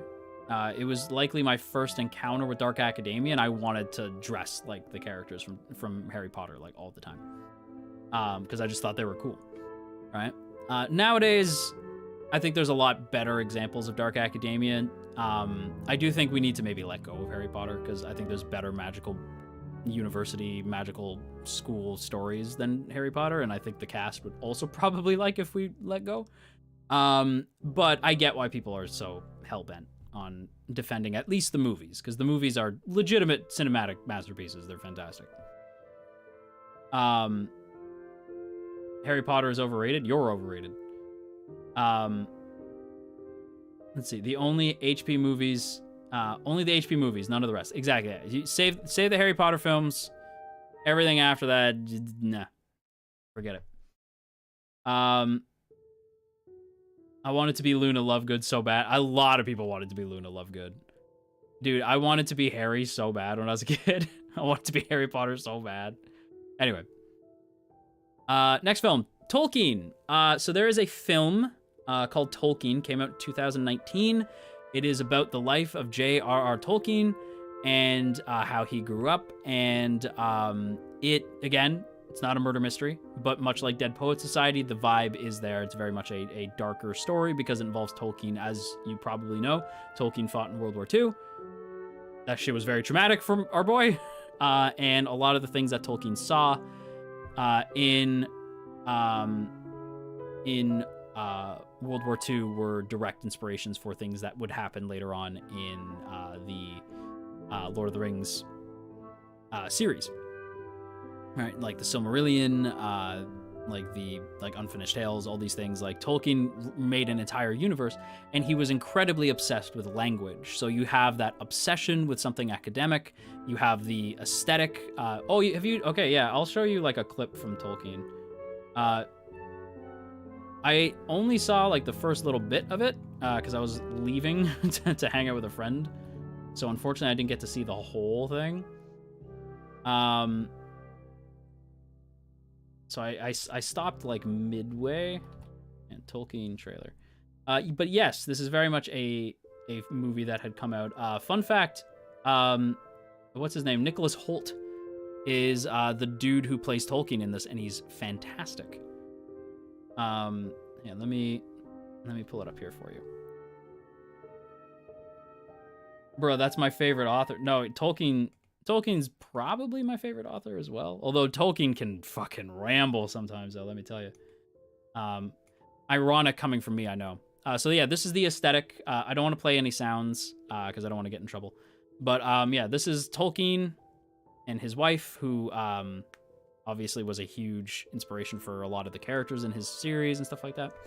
So yeah, Tolkien, obviously, very much a dark academia story set in a school. I'm trying to find the part where it shows you.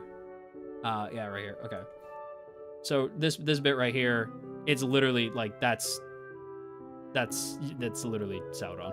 Like you or not? Yeah, that's literally the eye of Sauron right there. So yeah, Tolkien, right? Like it's like you see like a lot of the things that end up inspiring Tolkien throughout his life. And I think one of the reasons why so many people consider this Dark Academia as a film is not only the aesthetics are there, which in film, 9 times out of 10, the aesthetic is the thing that remains, not so much the story, unfortunately. Like, not so much like the story elements of Dark Academia, but with Tolkien, you kind of do have that because there is the obsession with the language. And his, because Tolkien has written multiple languages just for his work, right? And then on top of that, you have a lot of like the darker elements and the fact that it is about somebody who a lot of people would consider now a classic, like he's a classic author at this point, that I feel like that's a big reason why this film is considered Dark Academia. Frankly, I could not read Lord of the Rings books because there's too much rambling for my patience. Understandable. I don't fault anybody who can't get in, who can't get into it. You could still go to the actual pub in Oxford where he drank and conceived Lord of the Rings. It's the Eagle and Child pub. That is awesome. I did not know that. I think that's so cool that they're like the pub is remaining. And I believe this is the last one on our list. Sherlock Holmes, 2009's Robert Downey Jr., Jude Law's Sherlock Holmes. Sherlock, in general, I suppose you could consider to be Dark Academia. Unit, thank you for the 5 gifted members. Thank you. The books are easier in audiobooks. Yeah, I would actually highly recommend Tolkien in audio form. It's a lot easier. Play Minecraft and listen to audiobooks. Play something that doesn't have story. Like play a game with no story and like, or even if you want to do like Stardew Valley or something. Yeah, discombobulate. Is Book of Magic, do book, DC book, the original and Sandman universe run of them, Dark Academia as Harry Potter is clearly a ripoff. I would not consider Sandman Dark Academia, no. But like, I feel like if given the chance, I don't read a lot of Neil Gaiman, but I feel like he could write a killer Dark Academia book if he felt like it. Is 2009 Sherlock Holmes the only version of it being Dark Academia? No. Sherlock in general, I almost put BBC Sherlock on here. Sherlock in general is a character who embodies the pitfalls of obsession, academia, the elite. It's like he is very much like as a character, like a critique of the elite, and John is the thing that holds Sherlock to earth. But the vibe, the Dark Academia vibe, is just in terms of like movies and film, the strongest in Sherlock Holmes. Pardon me. Just downloaded The Secret History on audiobook to enjoy while knitting. It is a lot. Keep in mind, like, Dark Academia is something to keep in mind is that it is very much dark. So it will kind of fuck with you sometimes. All right. And here's the thing that you weebs are going to love. Examples of Dark Academia continued. Let's talk about Dark Academia and anime. Now, again, Dark Academia is very much a Western genre, so there's not a lot of this, but we are going to go over it. Of course, you can't talk about Dark Academia anime without talking about Black Butler. 2008's Black Butler, obviously. That is like a big Dark Academia vibe. Again, it's more the aesthetic of Dark Academia than necessarily than the story. But you could argue that CL's hellbent drive to like take down his family's like killers or whatever, like, is technically Dark Academia because it's obsession and it involves the elite and education and like, I guess. Right? Like, I do love Black Butler, but it's one of those I'm like, I guess I have to include it. CL does go to school at one point, so it does go full circle. It does go full Dark Academia. That's true. Like, it will eventually go full Dark Academia. At the time of the show, not so much, but like, it is like, I like the Black Butler manga more. Yeah, that's fair. Would that not be gothic? Yes and no. Like, again, like, there is like a lot of overlap between gothic storytelling and Dark Academia storytelling, but given the obsessive nature of what CL is going through and the fact that we do very much attend a school in the manga, I don't know if that got adapted in the anime or not. And just the general atmosphere of fuck the elite, it very much fits in the Dark Academia subgenre. Does Professor Underhill have a butler, and what is their name? I do not. That would be cool, though. Next, Beastars 2019. That one's probably going to throw a lot of people off. Beastars is absolutely about classism. It's about elitism, racism. It is set in a fancy school where somebody must become the Beastars, or the Beastar, I should say. And it's about the psychological trauma of what that does to a person. Furry academia, basically. Beastars is a great example of Dark Academia in anime. It's arguably the best example of Dark Academia in anime. And Lugosi is our boy, and I'll hear no arguments.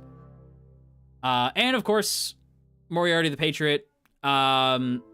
Very Dark Academia vibes in the same way as Sherlock Holmes. Very much, I'm smarter than you, so I'm better than you, type vibe. Is there anyone obsessed in Beastars? Not necessarily. I think you're a little hung up on like, it must hit this, it must hit that, right? Like, we're getting a little hung up on that.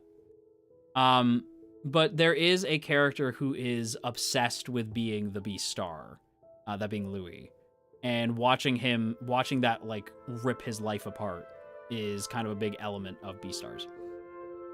I thought Beastars was a better version. Okay, chat. I will say, this is not your fault because I haven't made this clear. So I talked about Beastars back in the day. If there's one way to immediately get on my nerves, it is to compare Beastars to either Zootopia or Sing, because I saw that shit all the time, and I don't like Zootopia and I don't like Sing. So like, it drove me batshit crazy. This is not me being mad at anybody. You guys did not know that no one is in trouble. No one's going to detention. But like, I hate that shit. It's in the same way. It's one of those things where it's like, I can never get mad at somebody. Whoops, I meant to grab me, not the screen. In the same way, I remember that phase. Yeah, it was the worst. Yeah, it's one of those shows where you don't have to be a furry to enjoy it. I am not a furry, and I think Beastars is fantastic. I never knew they compared it to that. That's crazy. All the time. It drove me insane. Totally forgot what I was gonna say. But yeah, no, it's that. The other thing that drives me crazy in anime, and it's one of the reasons why I had to walk away from the anime community for a while, is anytime I said that I was a fan of free, people would quote 50% off to me. And nothing against Octopimp, but I hated that shit. And I hated when people brought up 50% off. I just thought it was so unfunny. But yeah. What's wrong with Zootopia? I just don't like it. To be fair, I don't like a lot of Disney movies. I just think everything that Zootopia tries to do is done a billion times better in Beastars. Like, I just don't like a lot of... I don't like a lot of modern Disney movies. Lately, they've been doing a lot better. Like, never heard of Free? That's sad. It's a show about swimming. Lately, I think Disney's been doing good. I really enjoyed Turning Red and a couple recent things. But then they started to fall off again with Wish. So I don't know. Anyway, we're not here to talk about Disney.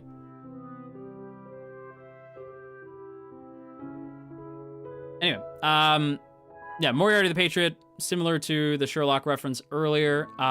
It's one of those things where the character is very much like, I'm smarter than you, therefore I'm better than you, right? And Moriarty doesn't necessarily, well, the Moriartys, I suppose, don't necessarily, like, they're not necessarily full out evil, but they aren't good, you know? And, like, that's very Dark Academia, like, morally gray characters. And that's about it. That's about all I could really think of.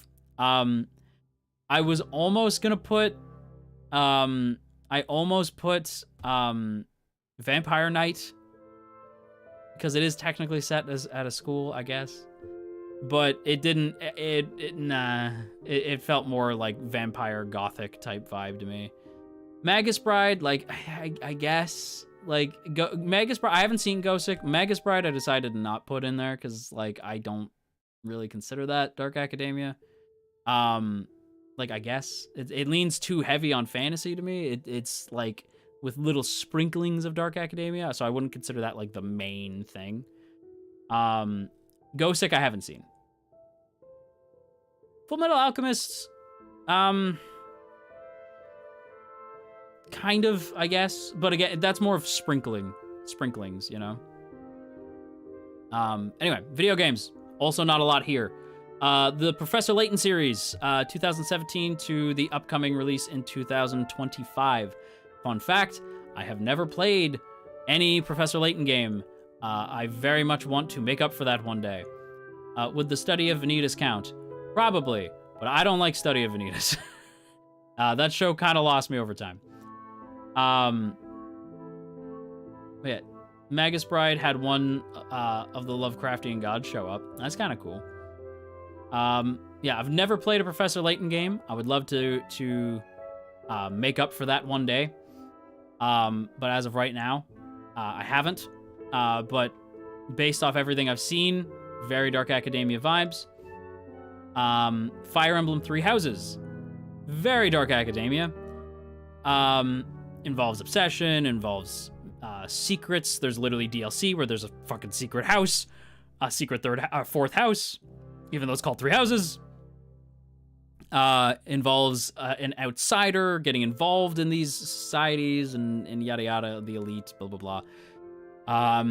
Yes, Fire Emblem Three Houses would be a Dark Academia video game. Arguably the only video game I can think of outside of, again, the Layton series, which I have not played, which I would consider, like, Dark Academia.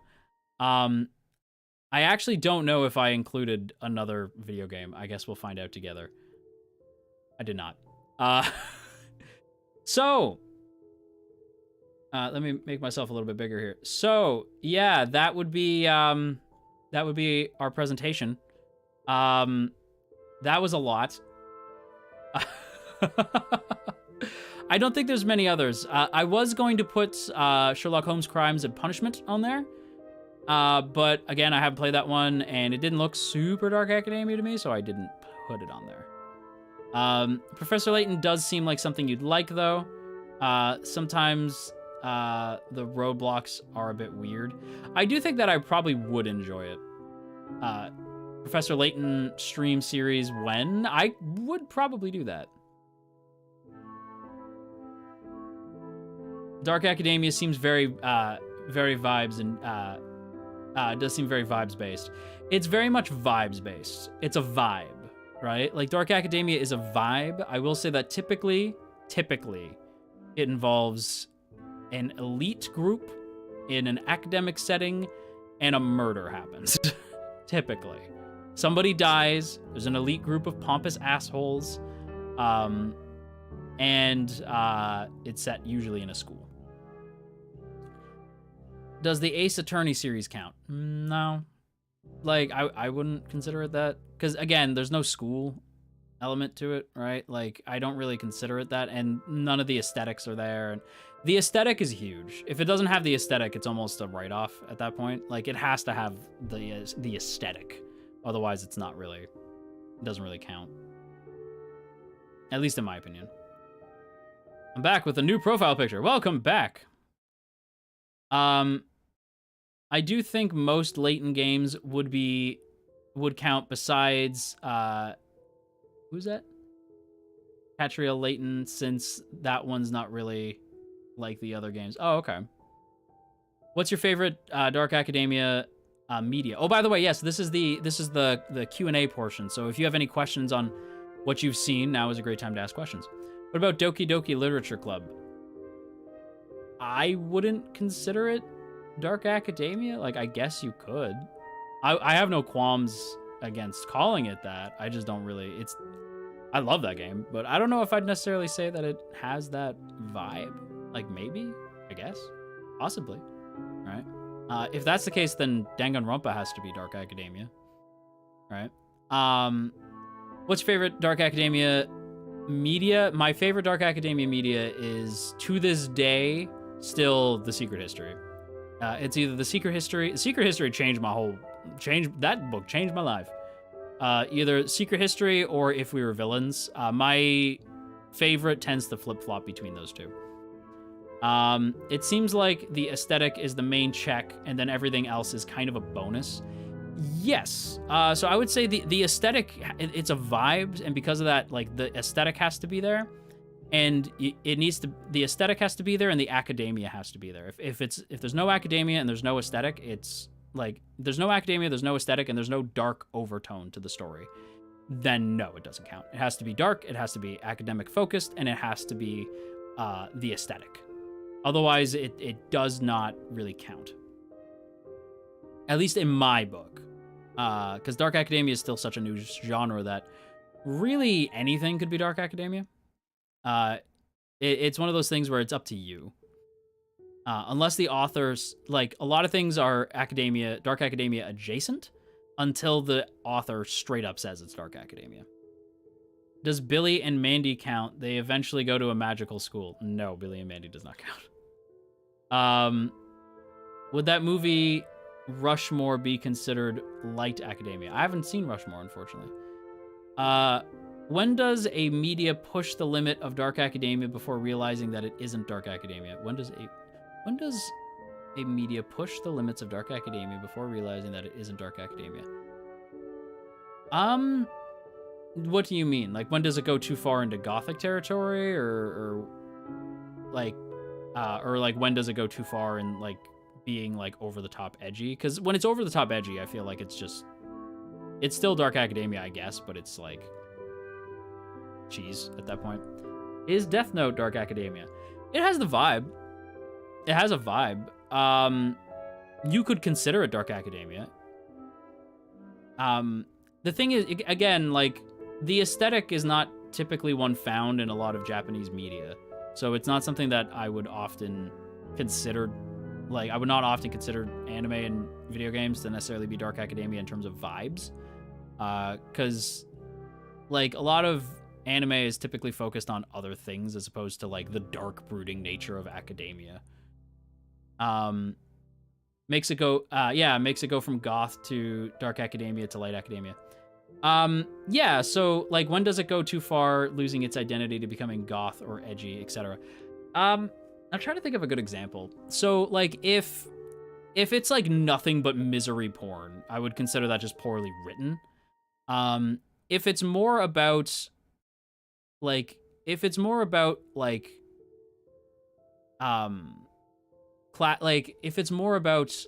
a, like, I consider vampires to be more gothic than I do Dark Academia. You can have vampires in Dark Academia, but to me, it just feels more gothic, right? Like, gothic to me is like vampires and werewolves and stuff like that, right? I consider that more gothic. But gothic stories and Dark Academia stories are, again, like I said, there's a lot of overlap and they're very similar. If the story has nothing to do with academia and it's just like Look at these old-timey characters. Then I would consider that gothic, right? When there's no murder and everything's all happy and fluffy and it's just a bunch of people who are maybe complicated but just kind of hanging out in a college or university setting, I'd consider that more light academia, right? Violet Evergarden, yeah. What's the most popular Tetris game? Just wondering. I have no idea what that has to do with Dark Academia, but I don't know. I don't really play a lot of Tetris. How to Get Away with Murder, the TV show. Damn, that's an excellent call, Hollow. I've never seen it, but based off the trailers I've seen, yeah, I would. You know what? Damn, good call. Yeah, I'd say so. Could Dark Academia work in all forms of media or only specific ones? Gosick is so good, I read the light novels. Stella! Hello. So, yeah, Jobless Reincarnation. I believe Rudy goes to a school at one point. But I don't think that's, like, the driving focus. So, I don't know. I suppose you could. Like, as a subgenre, right? If it's not the main genre. Yeah, like, if we're talking about, like, Dark Academia as a subgenre, I suppose, yeah. Yeah. Stella is based for knowing Gosick. Stella is based. We stan Stella in this house. So, we've been going for about 2 hours. And I have talked your ear off about Dark Academia. I'll take a couple more questions, and then I'll get to the big super secret at the end of the stream. The big super secret surprise. So tell your friends, oh my god, Underhill's revealing something on stream, you know? Let people know the big super secret surprise. Do you think people should understand Dark Academia in order to get better at writing? I think knowing a little bit about every genre is important to get to know. Get to know, like, maybe if you'd be good at writing like a Dark Academia story, or you'd be good at writing a high fantasy story. Oh my god, Neoshock, you just pointed out something that made me feel so friggin' dumb.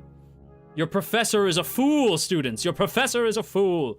Yes, you... Okay, season 4 of You.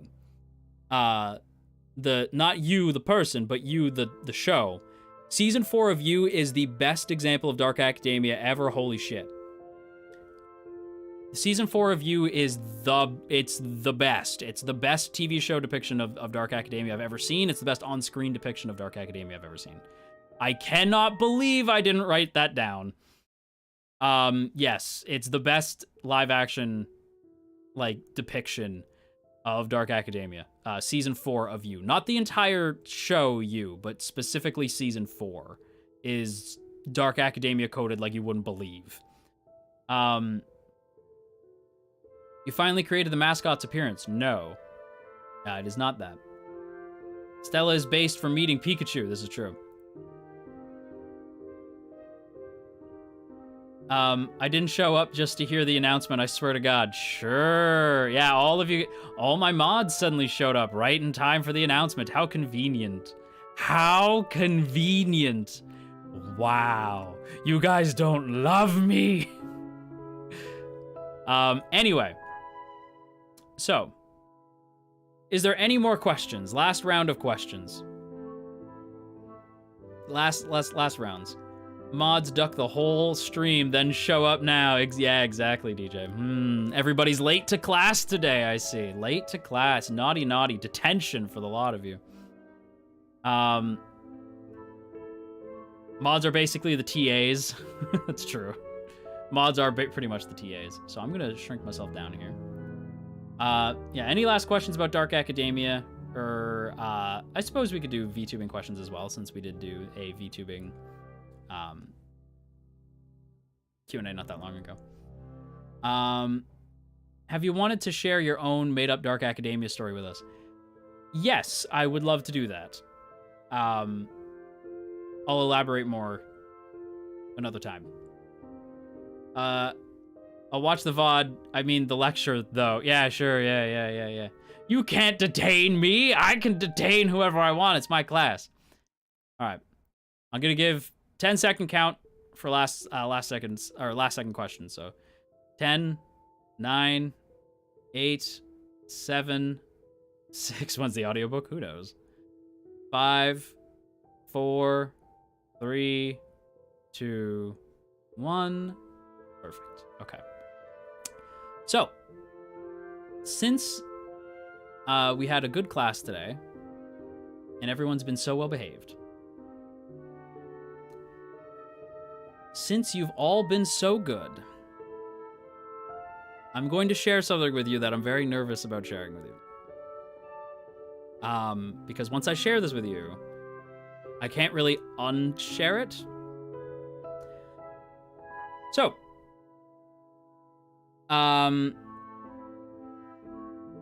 we spent a lot of time talking about Dark Academia today. And it's time to see him in his underwear. How dare you, Stella? Shush. We spent a lot of time talking about Dark Academia today. So as you know, it's very much my aesthetic.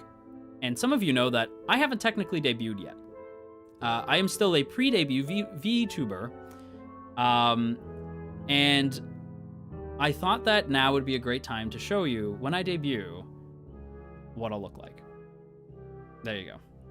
This is the real Underhill. This is Underhill as he is meant to be. This is my character design. This is my character sheet. It is done. Yeah, it's been done for a while, actually. Yes, I am incredibly excited about it. Stella is rigging the model.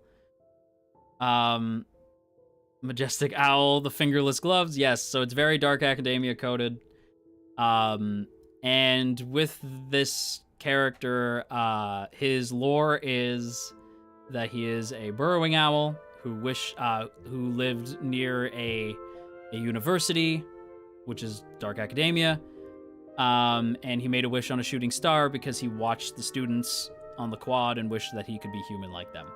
And he is found by the dean of the school and placed in charge of the school's library. So even though he is not technically a student, he can eavesdrop on the students, hear all the gossip, read all the books he wants. He's very much a bookworm. And he might get into some shenanigans on campus that I might make into short stories that I'm going to read as audiobooks for you, for his lore. So that's a thing. But yeah, this is the character design. There's gonna be audiobook short stories that I have planned. They also involve a certain Dr. Dunharrow making his appearance as well, so the puppet is also involved in this. So yeah, that's like a thing. And yes, he will be 2D. He is a 2D boy. I am very stoked. I am very excited. I am also incredibly nervous. I also want to bring up the amazing artist, my amazing artist Mama. Let me find Uzuhi in my... Hang on, Uzuhi. If you were curious... Why can't I find Uzuhi? Where is she? Stella! If you were curious, my artist Mama will be the same artist who worked on the wonderful Stella Luna's model. So that's why he looks so ding-dang-dong beautiful. I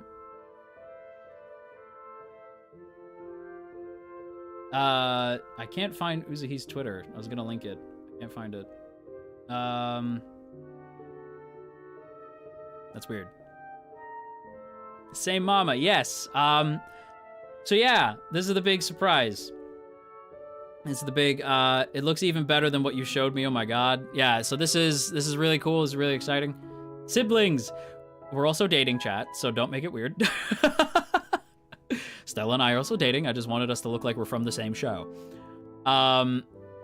Alabama moment. Let's go. Oh, there's Uzuhi. Thank you, Stella. Thank you. Thank you, Space Girl. But yes, so this is what I will look like. I will be able to push up my glasses and do the anime glasses thing. I'll be able to hold a book. I do have wings. I haven't decided if they can make me fly or not yet. So yeah, that's like a thing. Is that Mr. Underhill 2.0? Yes, this is Underhill. This is, well, the thing is, it's not even 2.0. This is just what he's always supposed to have been. Stella was just especially based and made this wonderful Vroid for me because I wanted to start streaming as the owl for like a long time. And so Stella was like, well, why don't I just make you a Vroid model? And got parts from Booth and made the model that you see in front of you. And I'm not gonna lie, it's pretty damn close. You know, like, hang on, let me go up a little bit. It's pretty, like, is, considering it's parts from Booth, like, Stella did an amazing job. It's very close. Yeah, exactly. It was a stand-in model. It was just meant to, like, be here for, like, a short time, but it ended up being, like, almost a year, because these things take a long time, you know? So, should have a reference to the,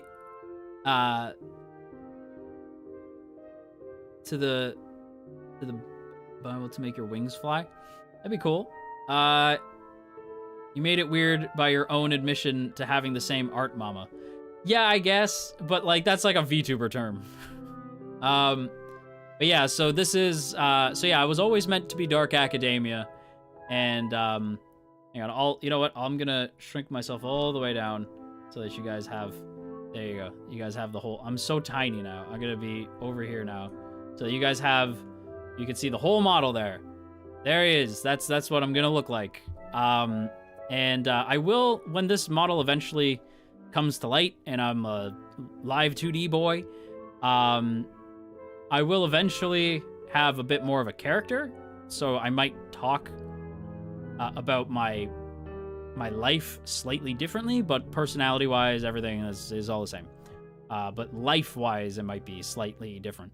Think like Fulgur Ovid and instead of full out like Vox Akuma, right? Not that there's anything wrong with going full Vox, but I'm just saying, you know, like it's gonna be not heavy on like character, right? So this is pretty much what he's gonna look like. He's fabulous. He has this little like owl motif.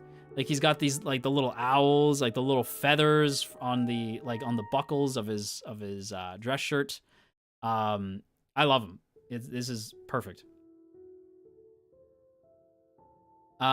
Is your lore library similar to the Unseen University library? It's just a library. it's his library is just he's a librarian on a college campus.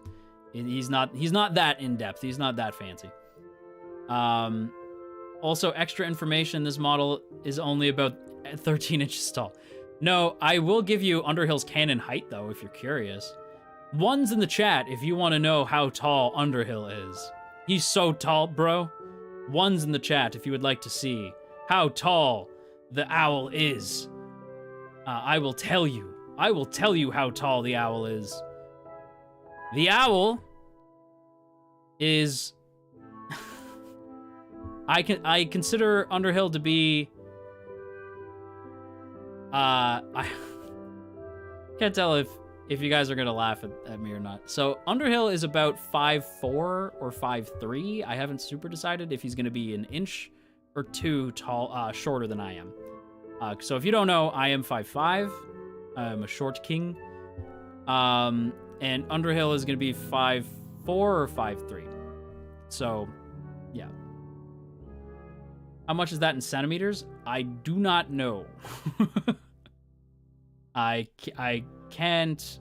I don't know the. Hang on. 5'4" in centimeters. That is 162 centimeters tall. Yeah, he's a small boy because he's a burrowing owl, so he's a short guy. He's short.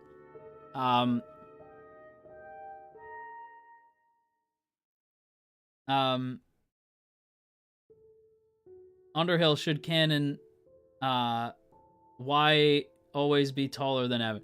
Like, even in canon, I have to be taller than Evan, who, as we know, is 4 foot nothing, right? Evan's an incredibly short guy. So, yeah, he's a small bean. He's small. Yeah, Underhill's a very small dude. He's a small guy. But I like that. I like that he's small, you know? Let me... Yeah, I like that he's a small little guy. He's just a little guy. He's just a little dude. Because I'm just a little guy, you know? But yeah, once the debut actually happens, I'll try to stick more to lore, and I'll do more, like, streams that are... Like, I'll do more stuff that kind of develops his lore. It's not gonna be super lore heavy, though. He's a burrowing owl, made a wish on a shooting star, became a real boy, and was taken in by the university that he loved so much, and works as the librarian there. Because they just felt bad for him because he was this naked man. Because when you make a wish on a star as a burrowing owl and you become a man, you're not exactly gifted clothes, are you? So, yeah, he's naked.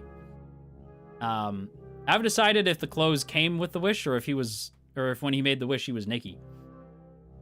I think it's funnier if he's naked. But yeah, so that's the big surprise. That's the big surprise. I can't take this back now. Oh, why is my face like that? What happened to me? There we go. So yeah, I can't take that back. So now that he's like that, or now that I've shown you the reference model, he's just kind of like that now. So yeah, I don't really have an ETA on when this will be a thing. I just felt like the Dark Academia stream was kind of the perfect time to show you guys, to get you guys hyped up. So, yeah, we'll see, when, probably summer, maybe end of summer-ish, this year, but I think maybe like the end of summery times, the end of summer probably, maybe, I don't know. It depends on Stella and if she gets busy, you know. I don't want to like rush Stella on anything. So yeah, Vivi, does he run a hidden library? No, it's just a regular library. It's just a regular old library. I mean, if a naked owl man walked up to me, I'd give him a job too, right? Yeah, exactly. Yeah, he's also, thank you for the super, Vivi. But yeah, that's it. That's what I had to show you guys today. I hope you guys liked it. I hope you guys like the model. It's exciting. Yeah, he's just like, he's gonna be like, he's an owl turned librarian. And he just kind of watches. He likes the Dark Academia stories because he lives on a university campus. So, will the tea house be off campus? The tea house is off campus. Yeah, the tea house. I like to think Underhill meets up with Evan and Mari. Oh, another thing too. When this debuts, I'm not really gonna be able to, like, I'm gonna really try to focus on him being a character. So a conversation like this wouldn't happen. Just so you know, right? Like, maybe we'll do like out of character streams where we could talk about stuff like that. Like, but I'll put like OOC, like out of character. But yeah, so like there wouldn't be like I would be speaking in character to you the whole time. So this kind of conversation wouldn't happen anymore. The tea house is the secret meeting spot for Dark Academia. Yeah, for the Dark Academia enthusiasts. Just don't ask about the catacombs under the library. It's just tea storage, I promise. Well, I have an idea on, like, Underhill sort of discovers that, like, there's, like, Underhill, like, I have, like, ideas of, like, little short stories where, like, Underhill notices that even in his own library that there's secrets. Like, there's professors walking, like, into, like, a corner of the library and then disappearing as if, like, they vanished into thin air, right? Like, stuff like that. So, yeah. So no immersion breaks. No. Yeah, it would be... Yeah, once he debuts, he's going to be, like, an actual character. But it's not going to be, like, so drastically different. Like, you know what I mean? Like, personality-wise, everything's the same. It's just backstory and personal life stuff would be this and not me, the Canadian boy. I also don't... It's just going to be a fictional university, by the way. Just, like, a fictional university. Very far north. All right? So, still Canadian, you know? Show us an example of the... Wait, show us an example of... Wait, what?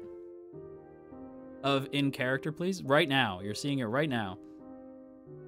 It would just be like if I'm talking to you, I'd be like, oh, you know, blah, blah, blah. Like if you asked me how the day was, I'd be like, oh, it was pretty good. You know, can't complain. Right? And if you asked me like, what'd you do? I'd be like, oh, you know, cleaned the library, chatted with the headmaster, right? Hung out with some of the professors. You know how it is, right? Like stuff like that. Like that's it. But that is it. That is all I have to show you. I hope that you guys enjoyed that absolute buffoonery, that tomfoolery right there. Let's see. Wow, both Xanders are on. That's crazy. Well, we're going to make sure that we get a redirect going here. We're gonna send you guys over to the lovely Xander Netherbrand now. Thank you guys for hanging out. I hope you guys had a fun time. I hope that you guys like this. I was so nervous to show you guys. I was so scared people were gonna be like, oh, I hate it. So the big warm reception was really sweet, so thank you. I love this design. It's my favorite. I love it so much. So thank you for enjoying that, and thank you for listening to my lecture on Dark Academia. I believe our next lecture will be on shipping 101, or maybe I'll do Fujoshi Fudanshi 101. We'll see. I don't know. Will you also post it on Twitter? Maybe. We'll see. I kind of like that it's a special surprise for those of you who like stayed, you know. But yeah, thank you guys so much for hanging out with me. I hope that I will see you guys again real soon. And yeah. Okay. Bye-bye.